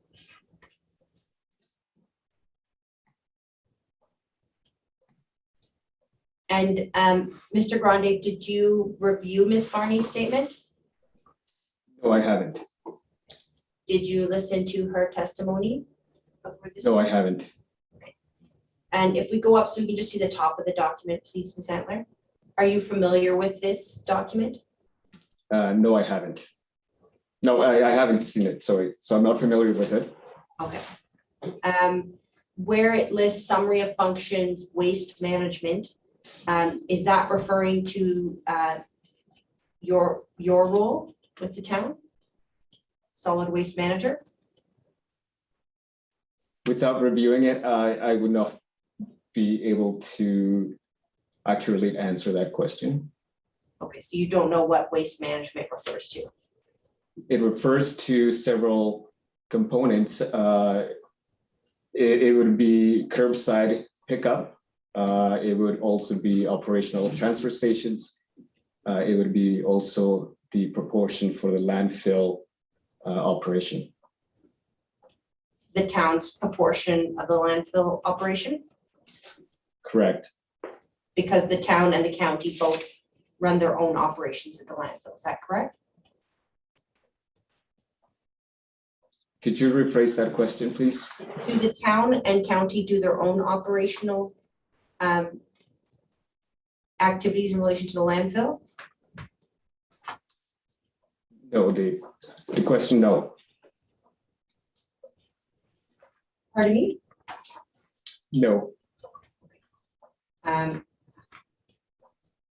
So when you go to the end of this line, waste management, 4.76% total administrative overhead, you don't know what that figure refers to? I have not reviewed the document, and I would not be able to accurately answer that question. Do you know whether the town charges an administrative overhead fee in relation to the landfill to the county?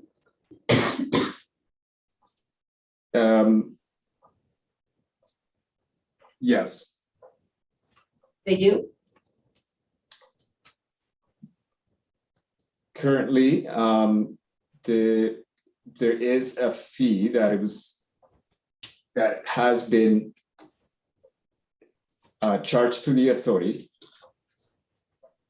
for office. I believe it's the amount of $5,000 for office space for the waste solid manager. Okay. And in addition to that fee for the office space, is there anything else? Through the budget, yes, there is a fee, which is an administrative fee that has been attributed to the operations for the financial and the accounts payable and administration.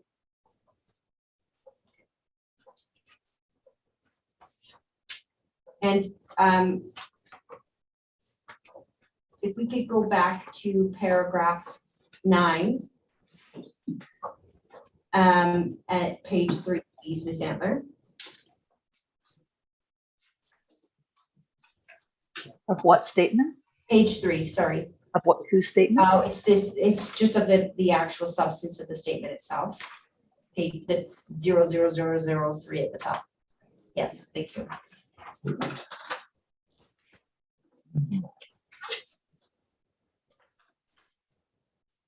And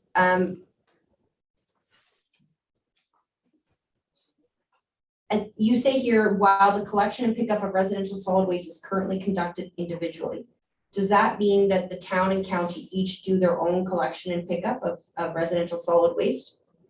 Yes.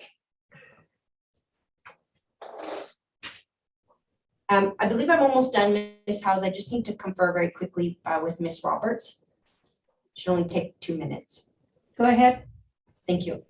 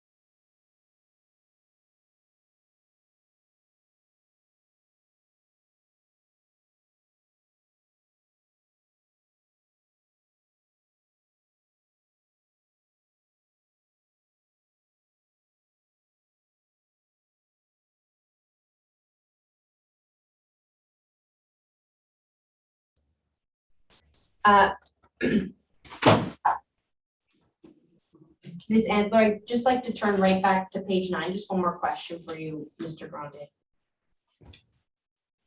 And I know it's confusing, but paragraph 8 here. So you'd mentioned that there was a $12,000 charge, and I just wanted to confirm because you said there was no agreement. Has there been any agreement under paragraph 8 in relation to that $12,000 charge?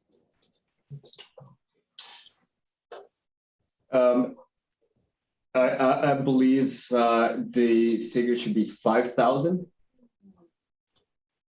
In relation to the office space you're referring to?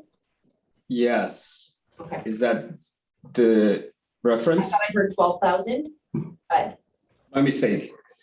okay. And It's 5,000. okay. And is there any agreement in relation to that 5,000 under paragraph 8 here? No, to my knowledge. Thank you so much for your time today, Mr. Grande. Those are all my questions. There may be some arising from Ms. House and Mr. Ward. Mr. Ward? Nothing rising this house. Thank you. Mr. Grande, I have no questions. Thank you very much for your time today. You're free to go.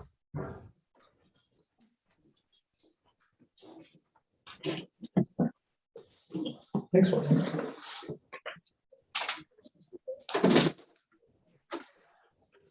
Chelsea.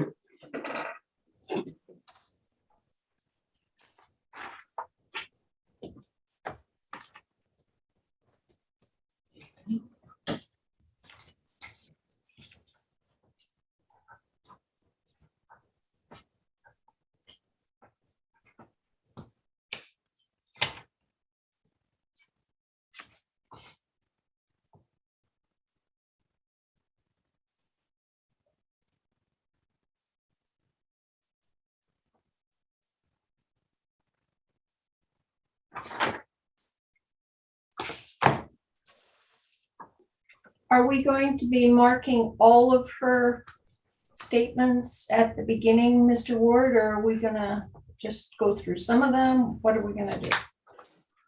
I assume we will mark them all as subject to what you or Ms. Roberts would prefer.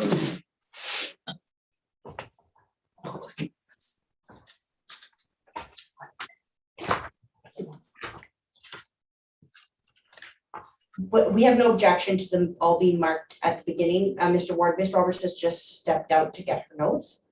I think it makes most sense to mark them all at the beginning.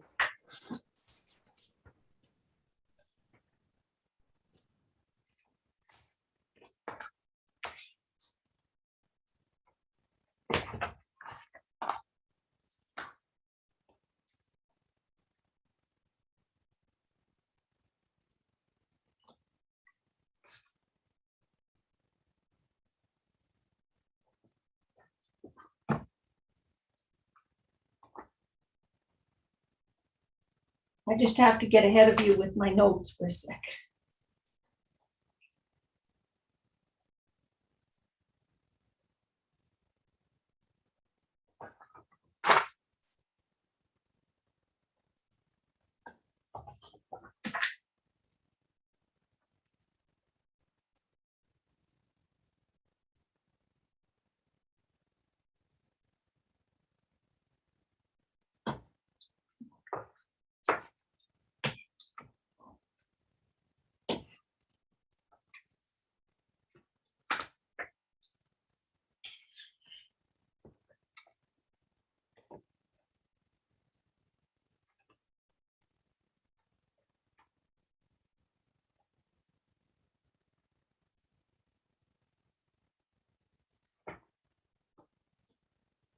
Whenever you're ready, Mr. Ward.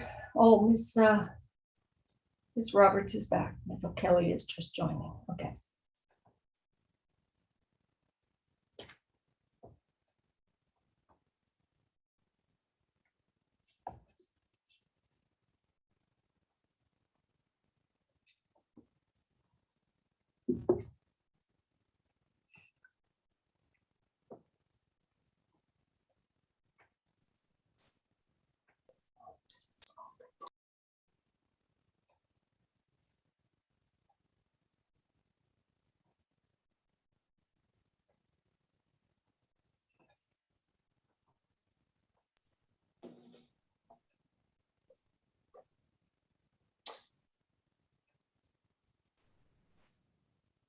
I'm assuming, Ms. Roberts, you need a minute to set up. If you want me to proceed, let me know, but otherwise I'll wait to hear from you.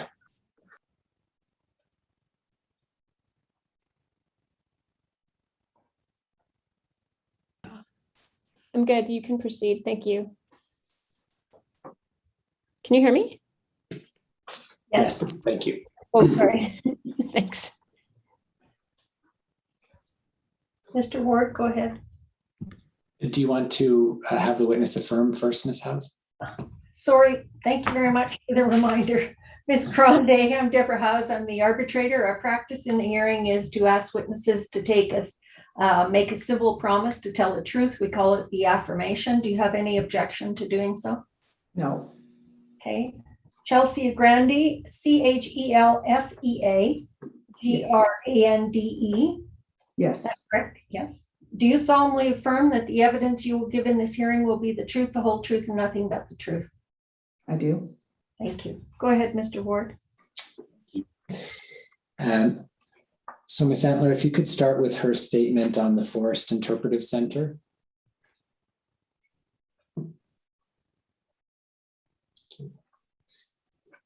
So Ms. Grande, did you swear an evidence statement in this arbitration with respect to the Forest Interpretive Center? Yes, I did.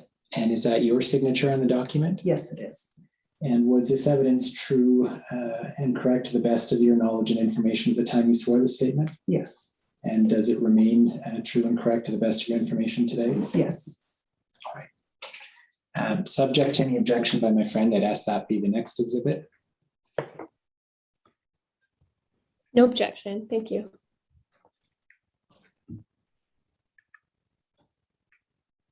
I just lost my microphone and my mouse. Okay, that's exhibit 27. Thank you.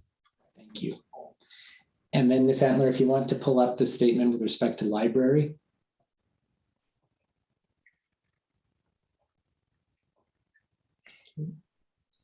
Ms. Grande, did you also swear a witness statement with respect to library services in this arbitration? Yes, I did. And is that your signature on the document? Yes, it is. And was that statement true and accurate to the best of your knowledge at the time you swore that statement? Yes. And does it remain true and accurate to the best of your knowledge today? Yes. I would ask, subject to Ms. Roberts, that that be marked as the next exhibit. Ms. Roberts, any objection? Oh, thank you. Exhibit 28. And could we then pull up her statement with respect to transit services?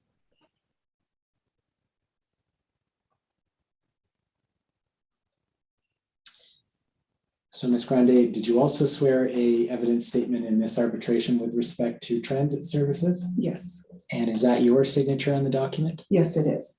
And was this statement true and accurate to the best of your knowledge at the time you swore the statement? Yes. And does it remain true and accurate to the best of your knowledge today? Yes. Ms. Roberts, any objections? No, thank you. Exhibit 29. And then Ms. Antler, if you want to bring up the municipal center evidence summary.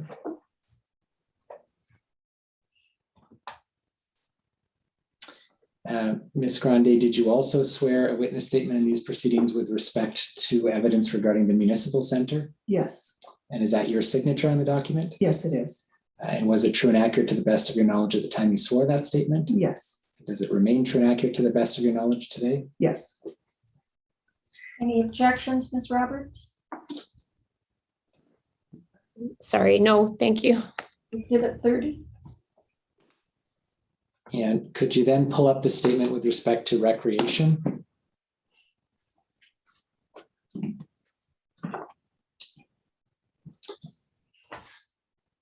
Ms. Grande, did you also swear a witness statement with respect to recreation services? Yes. And is that your signature on the document? Yes, it is. And was this evidence true and accurate to the best of your knowledge at the time you swore that statement? Yes. And does it remain true and accurate to the best of your knowledge today? Yes. Any objection, Ms. Roberts? No, thank you. Thank you. Exhibit 31. Right, and then finally, the statement with respect to FCSS services.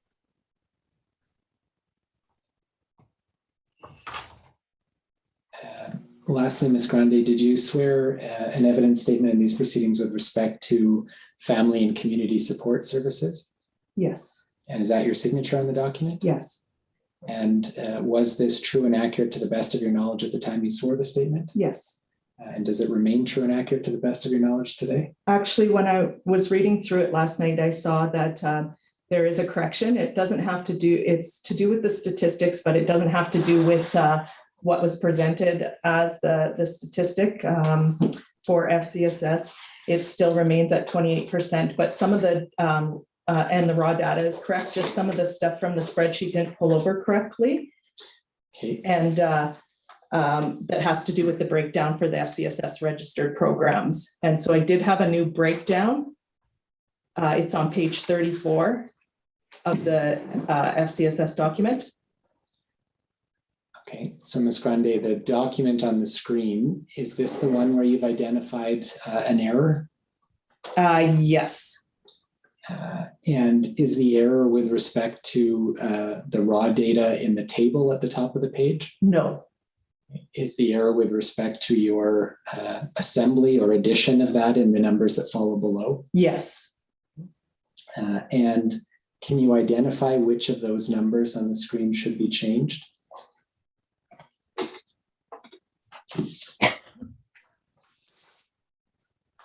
Yes. The one under 643 should be 413. And then it should be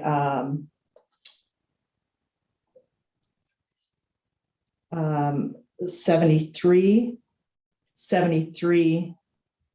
2, 4, 7, 8, 21, 0, 23, and 19. You're going to have to go over that again because, sorry. Okay, it should be, so at the top, the 643 is correct. The next number should be 413. The number following it should be 73. The next number should be 73. 2. Let's go make sure these are. A second. That's so small.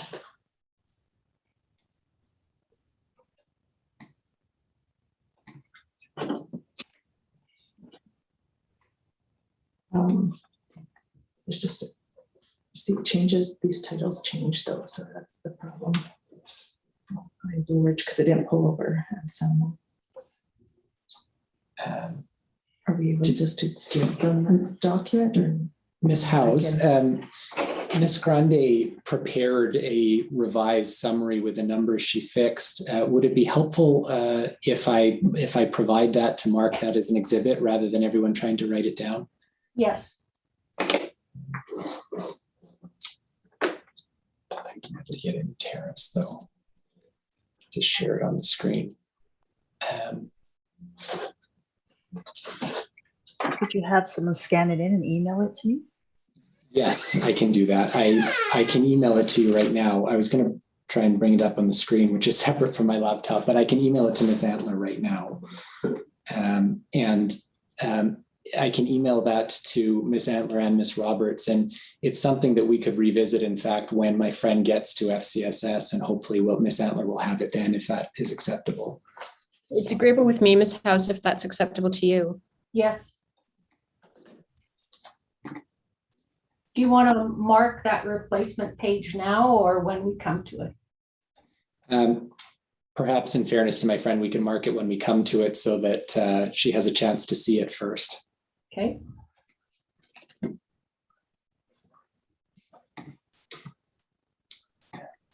I'll leave that on your to-do list to remind us. Yeah.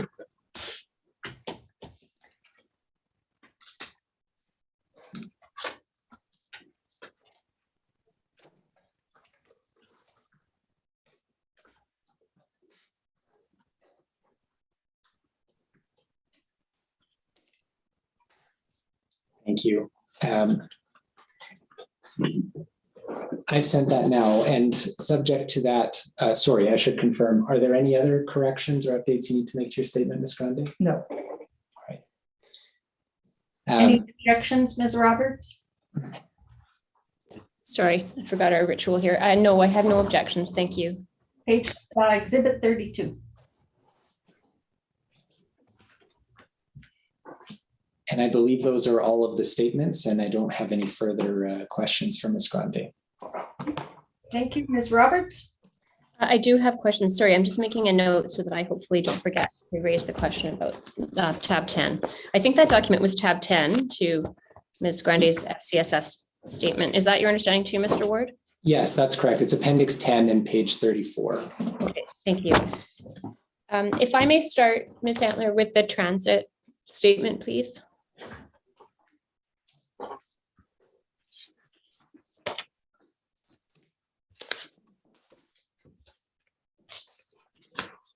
And if we could turn to page 2, please.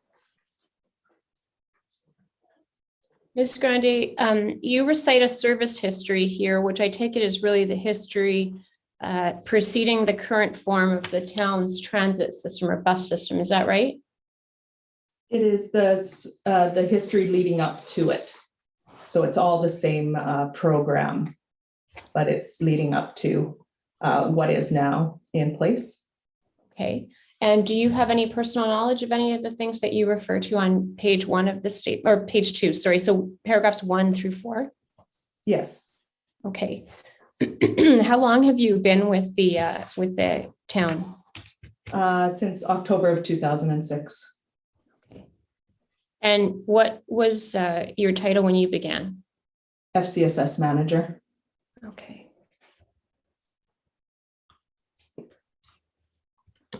What's your educational background?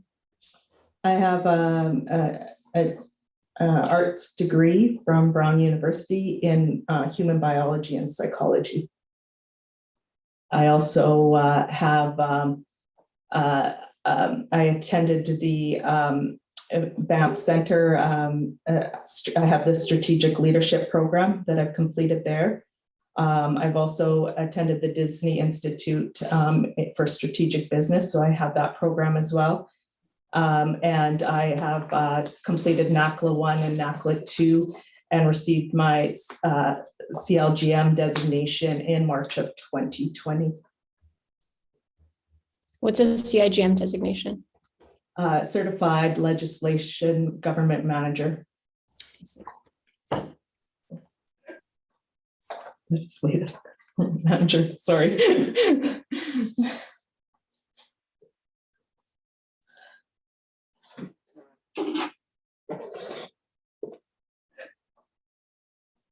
go back.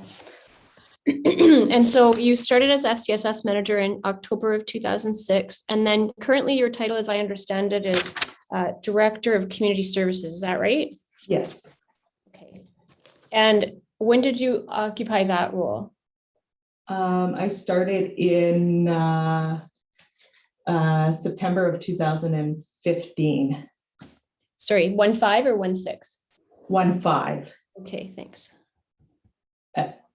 And in between there, I was the manager of recreation. Do you know when you held that position, from when to when, roughly? Oh, I'd have to guess. I think I was, I covered both recreation manager and FCSS manager for a time. I think that was for a year. So I don't know. I think it's about like 5 and 5, like 5 and, well, I'll be 15 years here. So I've done 6 years as community services director. So about 5 in each, but there was an overlap of a year where I did both. That's why it's more than 16 years. Okay. 16, 15, I think. Okay, and so were you involved with the Transit Society that you described in paragraph 1 of your statement here? Yes, if you look in the minutes of the society that are in the appendix, you'll see me listed as attending some of the meetings. I was a town administrative resource. Your last name was McMillan then? Sorry, Yes. I didn't interrupt you. Okay. Yes. We're looking at tab 3, right? I think it is. Yeah, there's a few sets here, but each. I think it's on the screen if you can see that. I don't know if you can. There's a list of members in attendance there. Yes, So Chelsea McMillan, okay. Town Administration. Okay.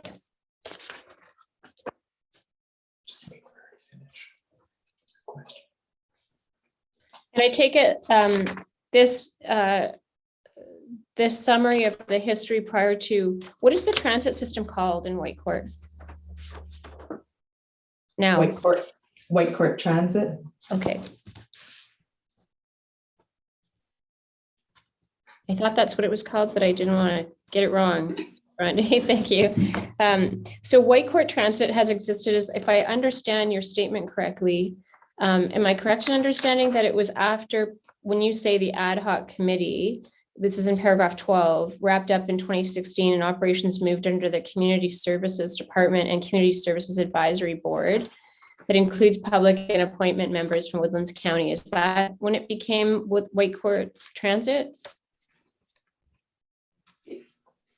So I would say it started in 2005.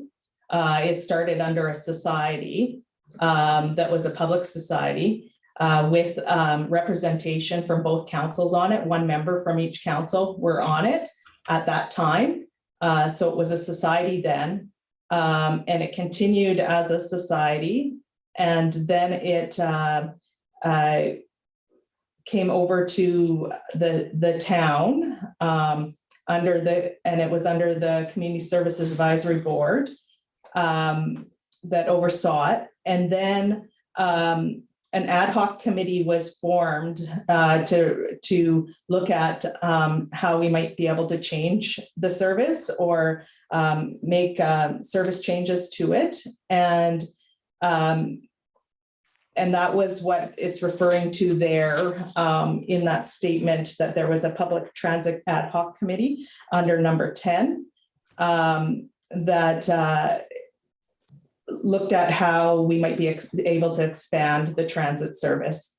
And once they wrapped up, and there was purchase of some more buses, then it moved over, that committee dissolved because it was just an ad hoc, and continued again under the Community Services Advisory Board, which has a rep from both town and county.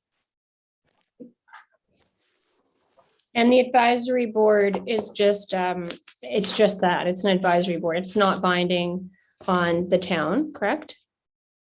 It is an advisory board, but it does have one rep from the town council and one from the county council that are appointed, and they make recommendations to council. But if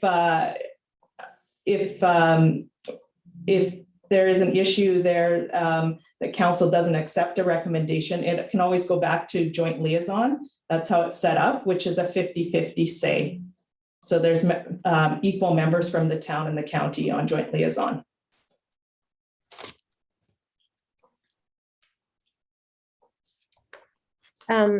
So the advisory board itself cannot bind the town was my question, and the answer is no, I take it. Correct. Okay. Thank you.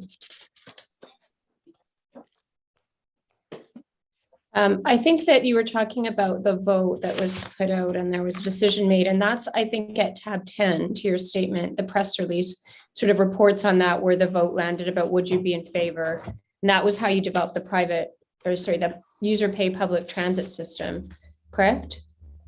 It was an expansion of the previous system, so it wasn't a new system. We just expanded the previous system. Is that when you talked, sorry, you covered a lot of ground in your previous answer, so I'm just catching up. I think one of the things that you said was that the town purchased a number of new buses. Was that did I understand you correctly, that occurred in association with this decision that was publicly informed? Yes, it didn't happen right away. In 2014, Cardinal Coach Lines were actually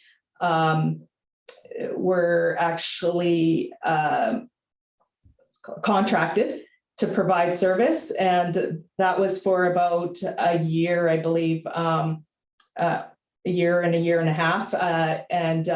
During that time, we were successful with some funding to purchase some buses through Green Trip, and so we were able to purchase the buses and operate it directly. Okay. The previous service continued. It was in addition to it. So it was a dial bus service, and then added the public, and then the dial bus and public continue.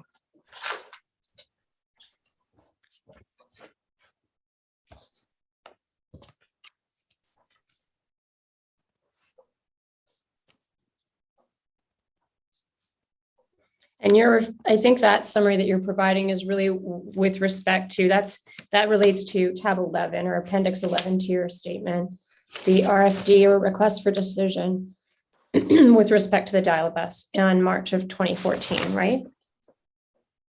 No. Okay, I'm not correct No. then. Okay. This one was this was a discussion, I believe, at the joint liaison on busing services for the busing. It was just a discussion regarding busing in general.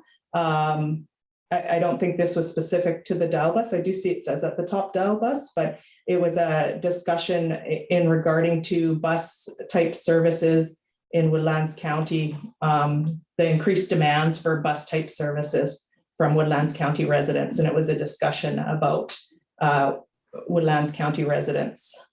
And I'm correct in understanding the bus service. My apologies. And am I correct in understanding that that hasn't altered the fact that the transit system in Whitecourt is still Whitecourt Transit and only operates within town boundaries? Am I right? That's correct. And you make a number of statements you make a number of claims within this statement about the county residents using and benefiting from Whitecourt Transit. And I take it, the only data that I can find with respect to that is in tab 14. Am I correct that the only records of what you say is the user, the use and benefit in terms of hard data, other than your statements, which I'll take you to, is that the documents that start at page 90? So under tab 14 and end at page, I think it's 106. 1 second. Yes. That's it, right? Yes. Thank And yeah. Okay. So let's just kind of go through there. So what I have is that you start at paragraph 14 by saying, currently transit operates only within the town boundaries, but is utilized by county residents once they are in Whitecourt. You see that? Yes. And then you go on to say that residents from the county carpool to town and utilize transit to go in different directions, run errands, attend medical appointments. Do you have firsthand knowledge of that? That is from our users. They have mentioned that. And so that is from that. And also the county also provides for some of the, or they used to, I think they still do, they provide kind of like a subsidy for medical appointments for people of the county to come in. And that was discussion when we were talking about going into the county with the bus, which you'll see the RFD in here, that they would carpool in to come into medical appointments and so forth. You don't have any evidence of that in documentary form attached to your statement, am I right? No, just the stats we discussed. Okay. And do you recall so am I understanding correctly that you're saying, first of all, you said a few things. The first thing you said is that users have mentioned this. Are you talking about having conversations with people from the county? The bus drivers, yes. Oh, the bus drivers have had conversations with people from the county. Yes. And they're telling you that this is what they said. Yes. Okay. Is that true? Is that the source of your knowledge in paragraph 17, where you say, although the current system, transit system operates solely within Whitecourt municipal limits, county residents utilize and benefit from the service? No. Okay. What about where you say in paragraph 20, it's the last two lines there. Many county residents live near the town's border and regularly access and benefit from the transit service. You attach a catchment map, but that is not a map that relates in any way to the actual use of the service. Am I right? User stats. So it relates to the user stats that are attached in number 17 as appendix 14. You're saying that there's statistics on tab 16 that show how many users from different parts of the county use that Whitecourt transit system? Appendix 14, the transit data. Oh, 16, sorry. I'm saying 16. You're talking about 16 in paragraph 20. And paragraph 20's 16, tab 16, appendix 16 is the catchment map. Yes. None of the data on there is about actual users of Whitecourt Transit, right? Not exactly it really, yeah, no. The only statistics that you have are what are at tab or appendix 14. Correct.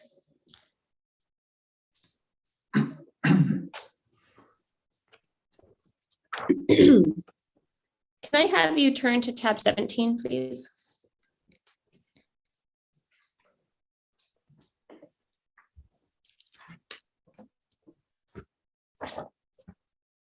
Sorry, I just need to move something on my screen. Just give me one moment, please. Thanks for your patience, Scotty. So when I'm looking at this here, this is referenced in your paragraph 21, and you're talking about administrative overhead. You say in the first part of paragraph 21, the town's administration provides overall administrative support and direction to the operated services, right? Yes. Okay. And then you attach this document. I take it this would have been prepared by Ms. Barney, is that right? Yes.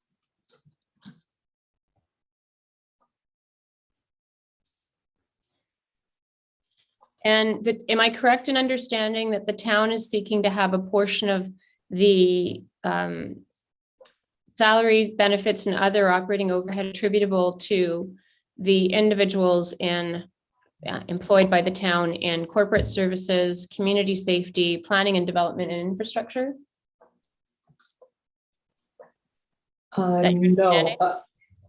No, I don't think planning and development. If you can slide over, I think it says 0 there for planning and development. Right. There's an operating overhead attribution, but no salary and benefit. Yeah. So just the salaries and benefits in corporate services, that's Ms. Barney's department, right? Yes. Community safety, that's Mr. Timshishin's department, right? Yes. And then infrastructure, and that none of those are you, right? No. So why are you giving this statement? Because I oversee transit. Okay, and is that part of community services? Yes. And is your salary and benefit information for your department not here because it's all coded to recreation and FCSS and or something else? Yes.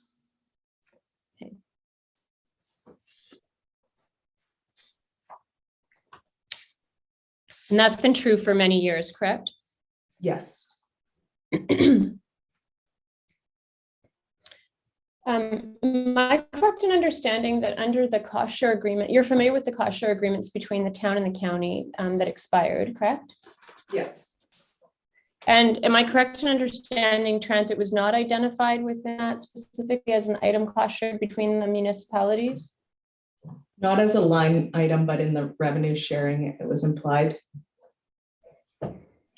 That's your understanding and opinion? During the discussions, yes. Did you say implied or applied? Implied.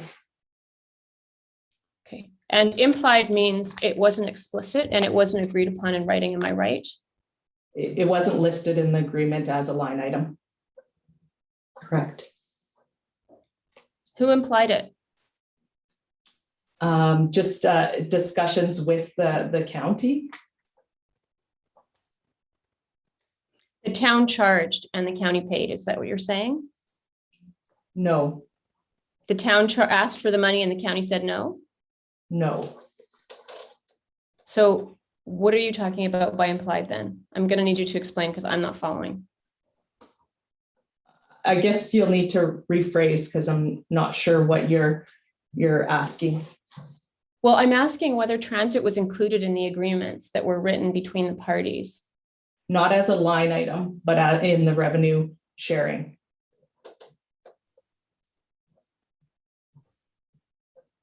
So are you saying that the revenue that was received from the county was applied by the town in part toward transit? Yes. Was that a decision made exclusively by the town? Yes. Well, that's kind of hard one to say. It was with discussions with the partner. Who do you mean by the partner? The county.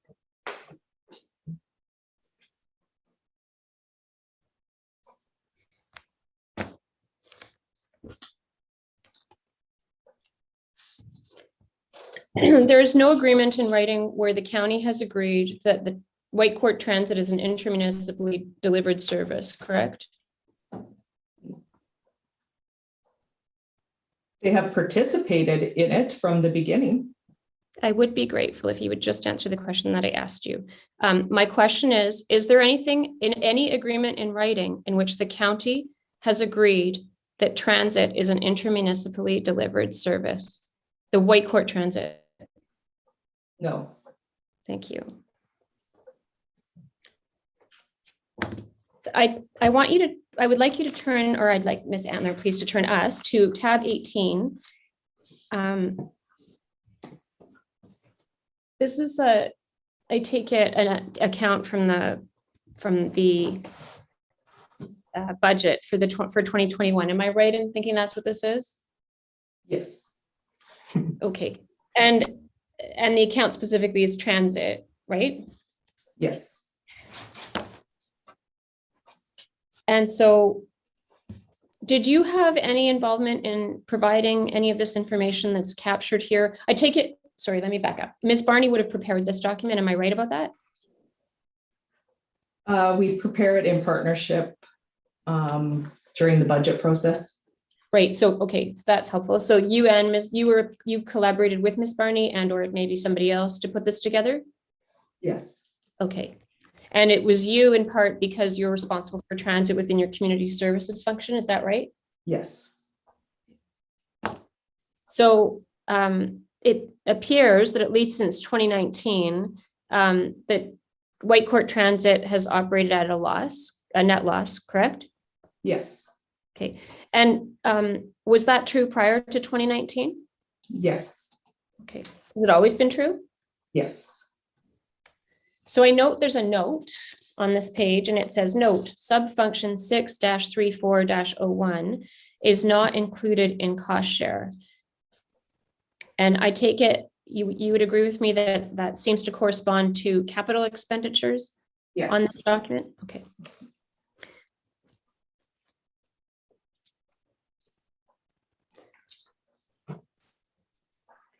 Do you know, given your involvement in preparing this, whether the reason that there's no entry for capital under subfunction 6-34-01 for 2020 and 2021 is because there were no capital expenditures in those years, or there aren't anticipated in 2021 since it's not finished? Correct. Okay. So there's an entry in 2019 because there was a spend of 29,278 that year and nothing in the 2 years after that, or at least for right now, 2021 nobody anticipated that when you did the budget. Is that right? Correct. Okay.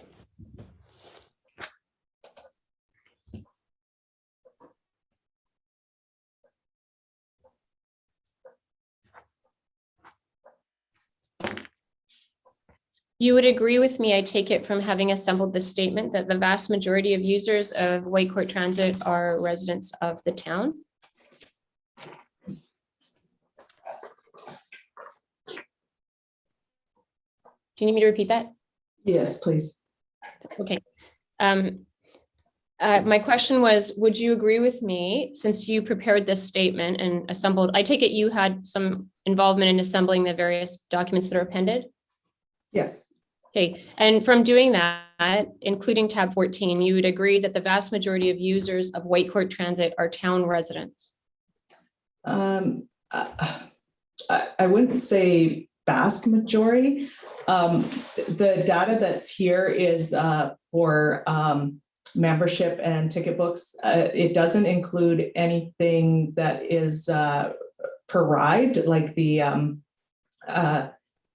that you come on. So it's difficult to say, but from this data here, from the when you look at passes and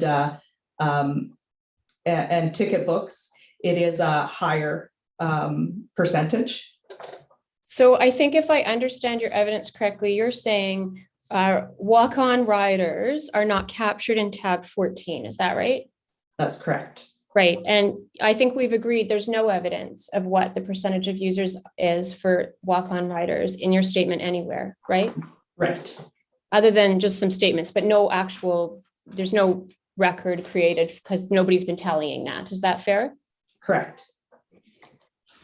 And the best evidence you have is what the bus drivers have told you that people told them. Correct? Other than the user stats that are there under 14. That's fair. So Ms. Grande, I apologize. What I meant to ask you was just following from the same thread we were on. I'm talking about ride-on users. So forgetting for a moment tab 14, because that's documented. For the rest of what you're saying, you don't agree with me that the vast majority are town residents. And the reason for that is because your tab appendix 14 only includes people who bought tickets or people who bought bus passes, right? Yes. And you're saying there's another set of people that are just what I'm calling walk-on riders, just for convenience, right? Yes. Okay. And the best evidence you have about what portion of riders they make up is what bus drivers tell you from having talked to riders. Is that right? Yes.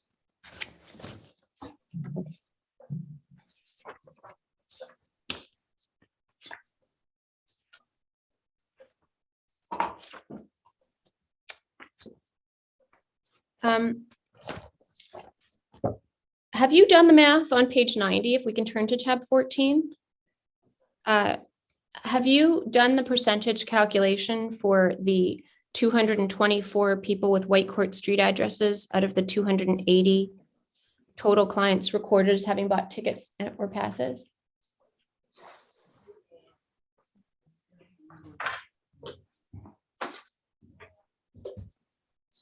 Do you know the percentages? What I'm asking, and I'm not asking you to do the math now. I'm asking if you have done the math. Yes. Okay, and you'd agree then it's 80%.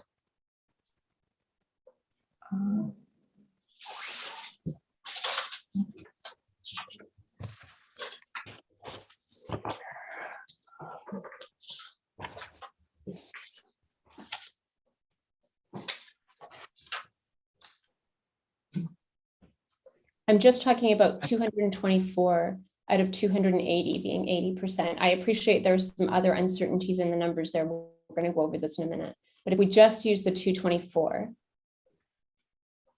I calculate that as 80% of 280. Do you think it's something else? Miss Antler, would you mind, the way our screen is set up, the boxes of the other people are on the right-hand side, so we can't actually see that part of the screen just in terms of the numbers. Are you able to sort of shift the document to the left, or? Yeah, that's fine. You can drag the box to Mr. Ward if you have control of the screen. I don't know if you do, but you can also just click anywhere on the black part of the box. For example, on hearing facilitator, it'll let you move it. Okay, that's okay. We can see it perfectly there. Okay, great. So sorry, I didn't realize, Ms. Grinder, that you couldn't see that. So let's start over, unless you want to just a moment to look at it and just to answer. But if you'd like me to go back and we'll walk you through what I'm doing, I can. If you can just repeat what you had asked, please. Sure. So I'm looking at the number that's the second. So the first, let's walk through this one line at a time. The first line is total client records and report. And I understand that to mean everybody that was recorded in the pages that follow, so pages 91 through 106 in tab 14, as being people who bought tickets or people who bought bus passes. That's 280 in total. Am I right? Yes. Okay, so and that is over a period for, I counted it as 28 months. I think you have it in your statement. I'm just gonna, Ms. Antler, I don't need you to change. I'm just gonna try to make sure that I'm giving you accurate information. So let me go back and find it.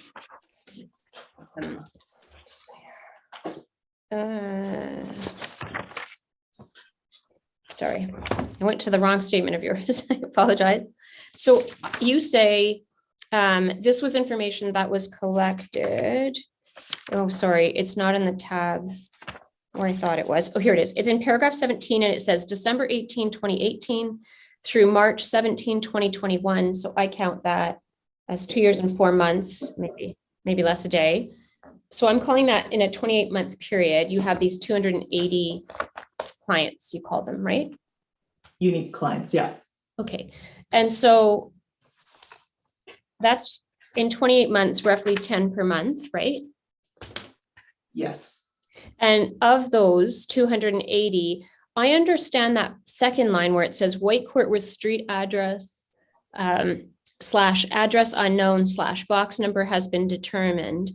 Are those people that you would say you believe those are Whitecourt residents? Yes. Okay, and I'm using just that number conservatively and saying, when I calculate 224 out of 280, I get 80%.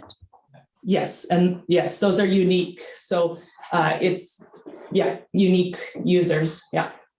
Okay. They're And only counted once.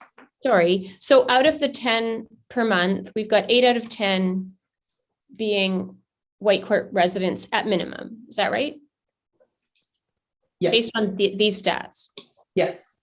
Okay, and you don't think that's the vast majority, I take it?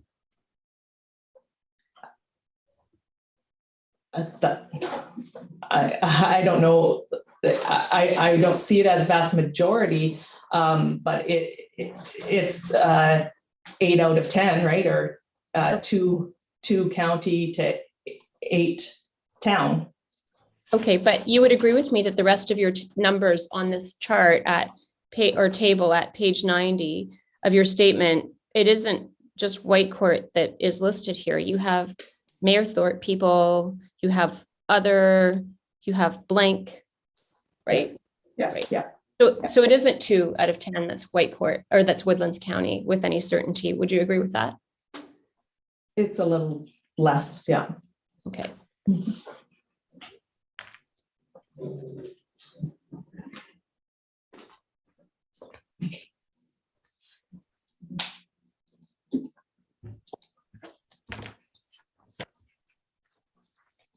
Can I just ask you about these other entries? I just want to make sure I'm understanding what they mean. So, and I know this happens in some of your other statements, so we can take care of it now, and hopefully I can just confirm that it's the same in the other statements. When we see Whitecourt split with only box number and has not been determined, and you have on this list, for example, 10 people, what does that mean? That means, the majority of county residents that live around the town have a town box number. And so that is accounting for those. And so you have a box number. Do you know, you say has not been determined, meaning you don't know if it's a Whitecourt resident or a Woodlands County resident? Correct. We used a formula, which you can see below. We talked to the postmasters, and they said at least 80% of the box numbers here are county residents. So we were conservative and used 80%. And you didn't produce any evidence other than that statement that's below here about how they came to that 80%. Am I right? Correct.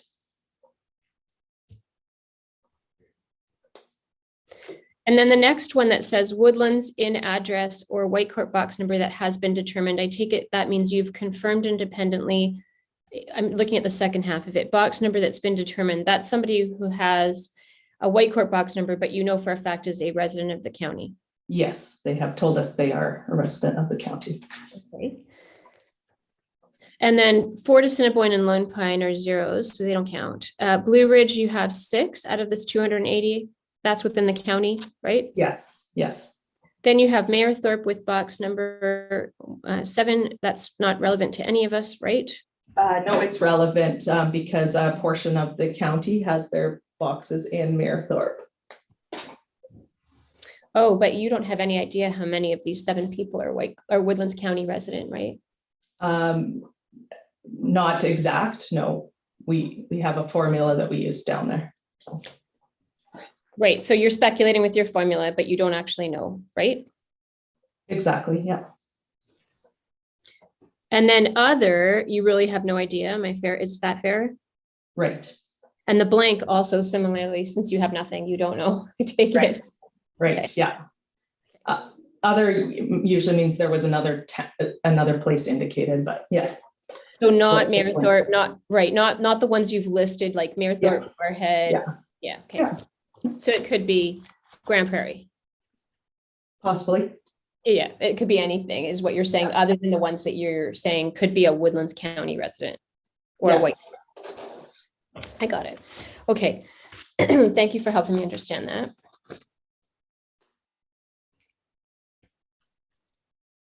Similarly, with respect to the numbers that you have and the information from the PO boxes in Barhead and Mayor Thorpe, that information again is just what's stated on this document on page 90, and we don't have any other evidence from those individuals, correct? Correct. Okay.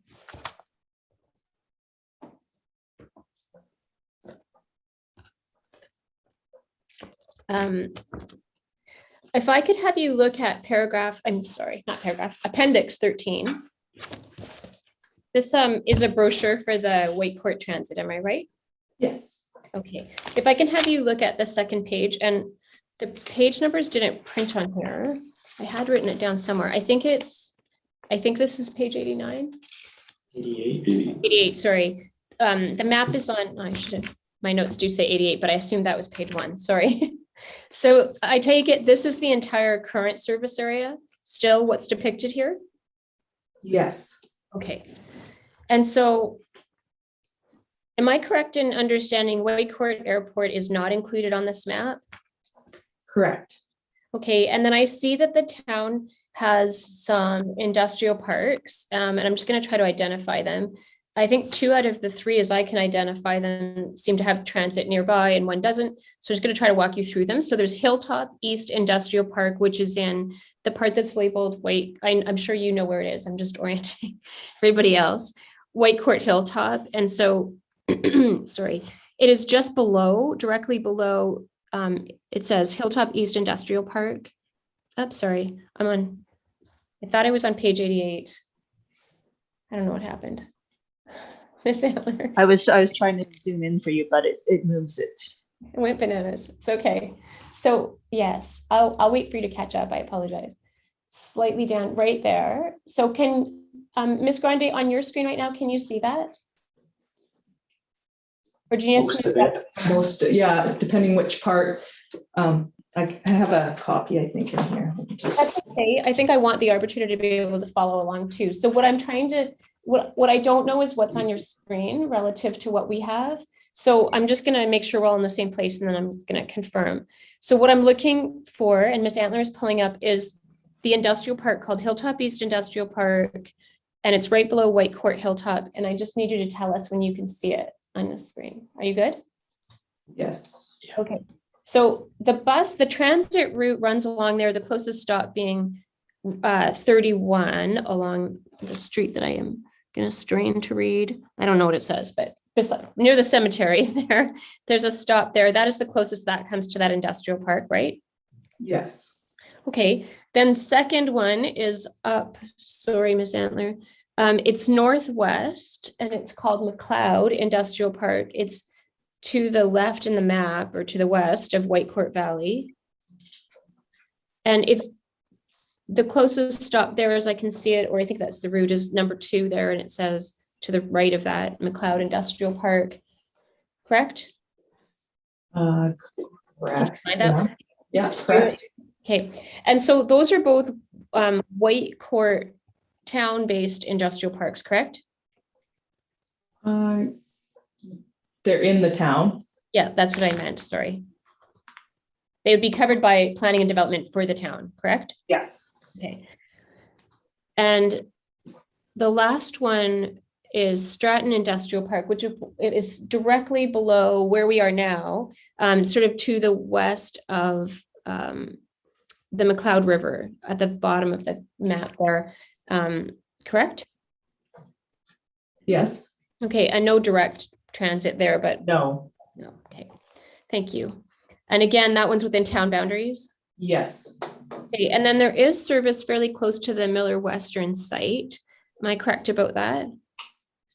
The mill within town. Sorry, Like the office? it's so it's sort of it's the big area that's beside McLeod River, again on the other side of Stratton, but just north of there, where it says Miller Western Pulp and Sawmill, sort of south, sort of to the west of Rotary Park. Yeah, it's quite far. It's further from there, but to access, but just like for walking and stuff, because there's not really roadways from where the bus stops are to over there, but. So people would have to drive there, right? Well.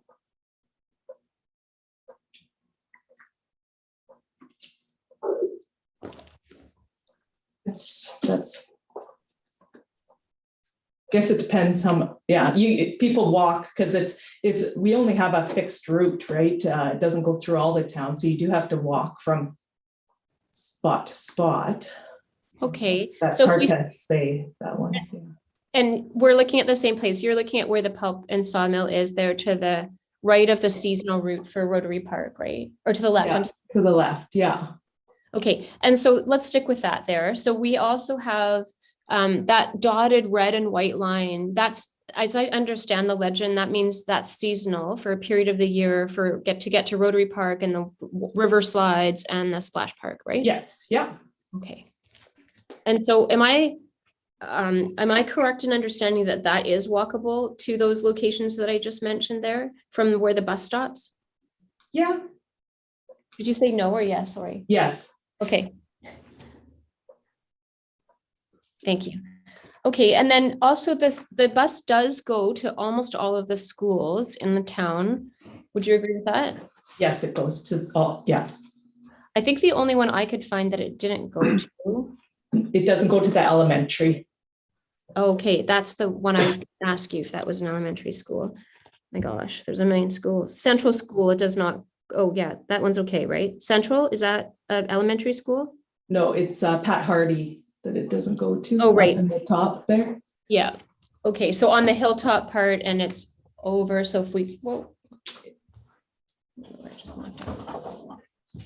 If we go, sorry, Miss Allen, I'm going to try to figure out how to orient you down there. If we go down to the part below the legend that's called Whitecourt Hilltop, and then below, just to the left of Miller Center there. So that, what you're saying is Pat Hardy is an elementary school, so it doesn't get bus traffic. Is that right? Yeah. It's a pre to two, grade 2 school. Okay, so little kids. Okay, and so then the other schools, all of the others, and I counted 1, 2, 3, 4, 5 in total. So I have Hilltop, Central, St. Mary's, Percy Baxter, and then the St. Joseph School. All of those, the bus goes by there, correct? Yes. Okay. And same with the Miller Center. Clearly, the bus goes there. Yes. Okay. I don't see on this map anywhere a park and ride lot for county users to stop, park their car and take the bus. It doesn't exist, does it? Not a specific lot. Some stop at the Miller Center and park there, and because there's a stop right outside the Miller Center.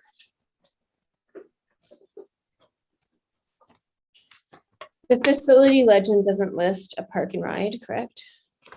It's a public parking there, and we intentionally put a stop right outside the Miller Center, and also lots do from the Walmart parking lot. We have a stop at the Walmart there, and so people do park there. It's a large lot,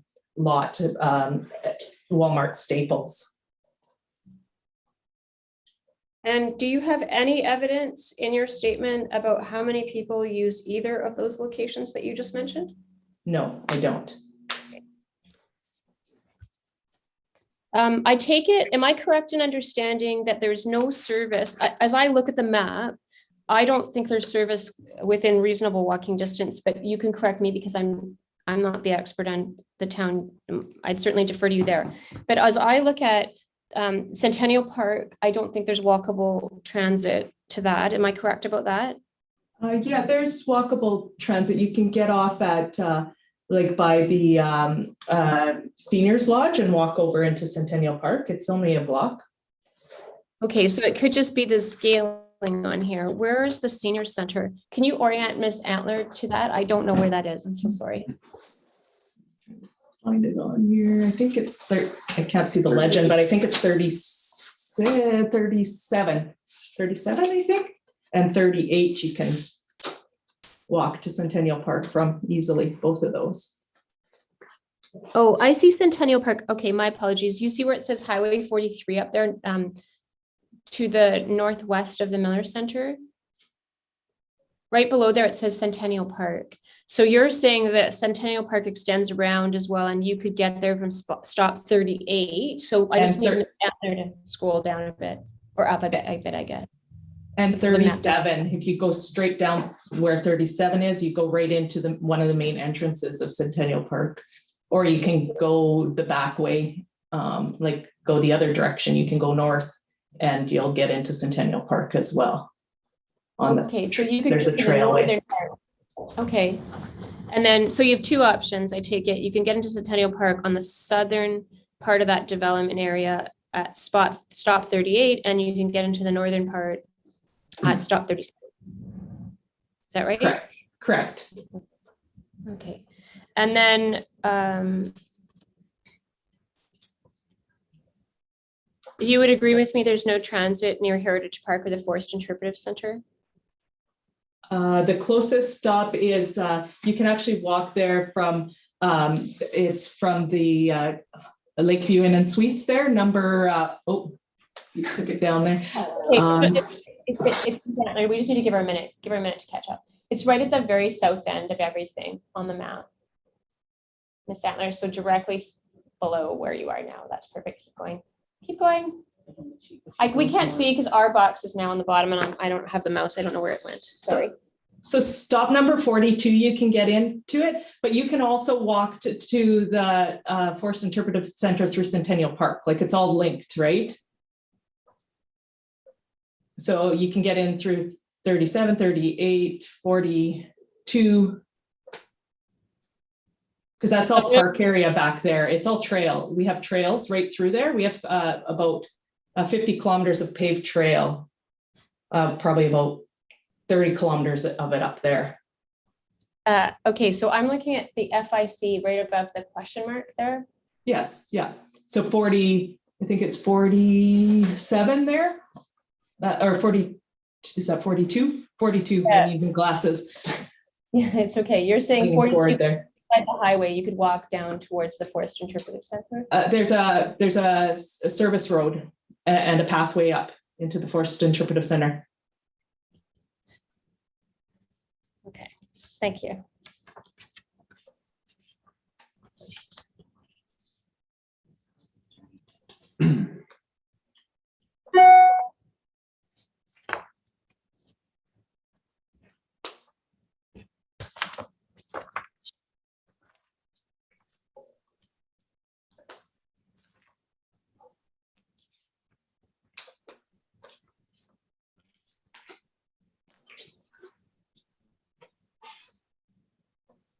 Can I ask you to look at paragraph 18 of your statement? You say there in the second sentence, I'll wait for Ms. Antler to catch up. Okay. In paragraph, it's on page 4, sorry. And the second sentence, you say county youth use the transit system after school to get to part-time jobs and extracurricular activities in the town. Is that the same source for the information there? Is that bus drivers? We also have some town staff that take it from school, as well as our mayor's youth committee and so forth from the schools to come up. So we do know those ones for sure that come up, but the rest would be from, yes, the bus drivers and from people telling us that they do that. But yes, we do have some staff that actually work for us that do that, as well as mayor's youth council.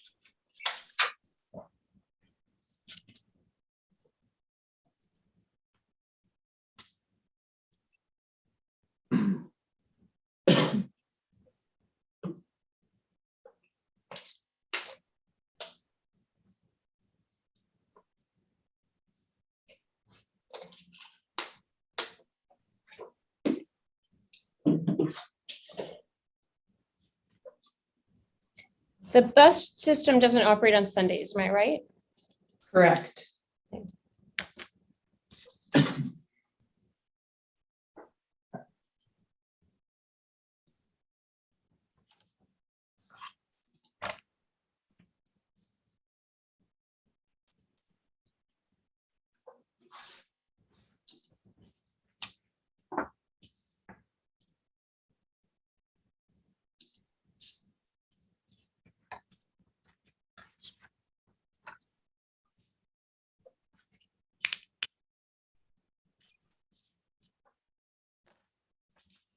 The town sets the fees for what it costs to ride the bus. Am I right about that?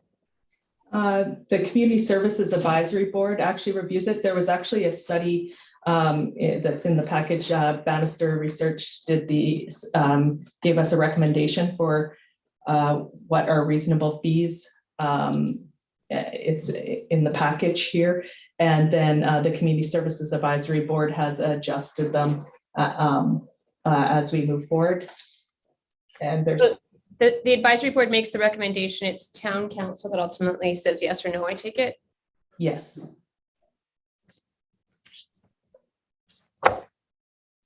Ms. House, it's 2:11 and I'd like to finish at least the statement and I think I'm almost there. Can I just have 2 minutes? Yes. Thank you. This was the lead. I can't.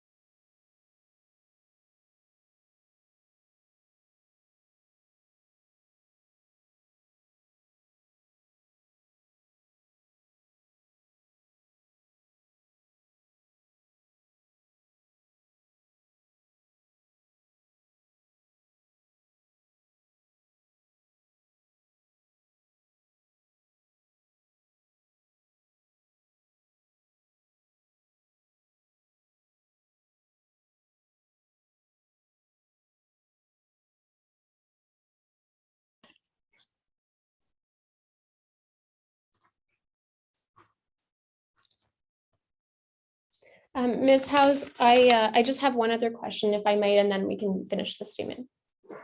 Yes. Ms. Grande, if we go back to the map, which I forgot what tab it's at. Sorry, it's on page 88, I believe. All of the locations in red here that are the current Whitecourt Transit bus routes, they are all entirely within the town's boundaries, correct? Correct. And there's no service outside the town boundary. Am I right about that? Correct. Okay, thank you. Those are all my questions on this statement. And I think that what we'll do is be continuing with you next time we're together, Ms. Grande. And I'm just going to thank you very much for answering my questions today. I don't know whether there's anything arising, but those are my questions.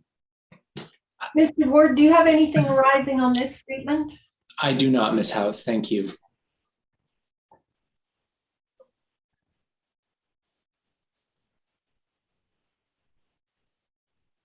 Ms. Grande, I have to have you hold over and come back and join us on September the 2nd at 9 a.m., which means I have to caution you not to discuss your evidence with anyone in the meantime. Okay. Excellent. Okay. Will do. Anything else we need to deal with today? I don't believe so, Ms. House. Nor from my end. Thank you all. We'll see you on September 2nd at 9 a.m. Have a good weekend. Thank you.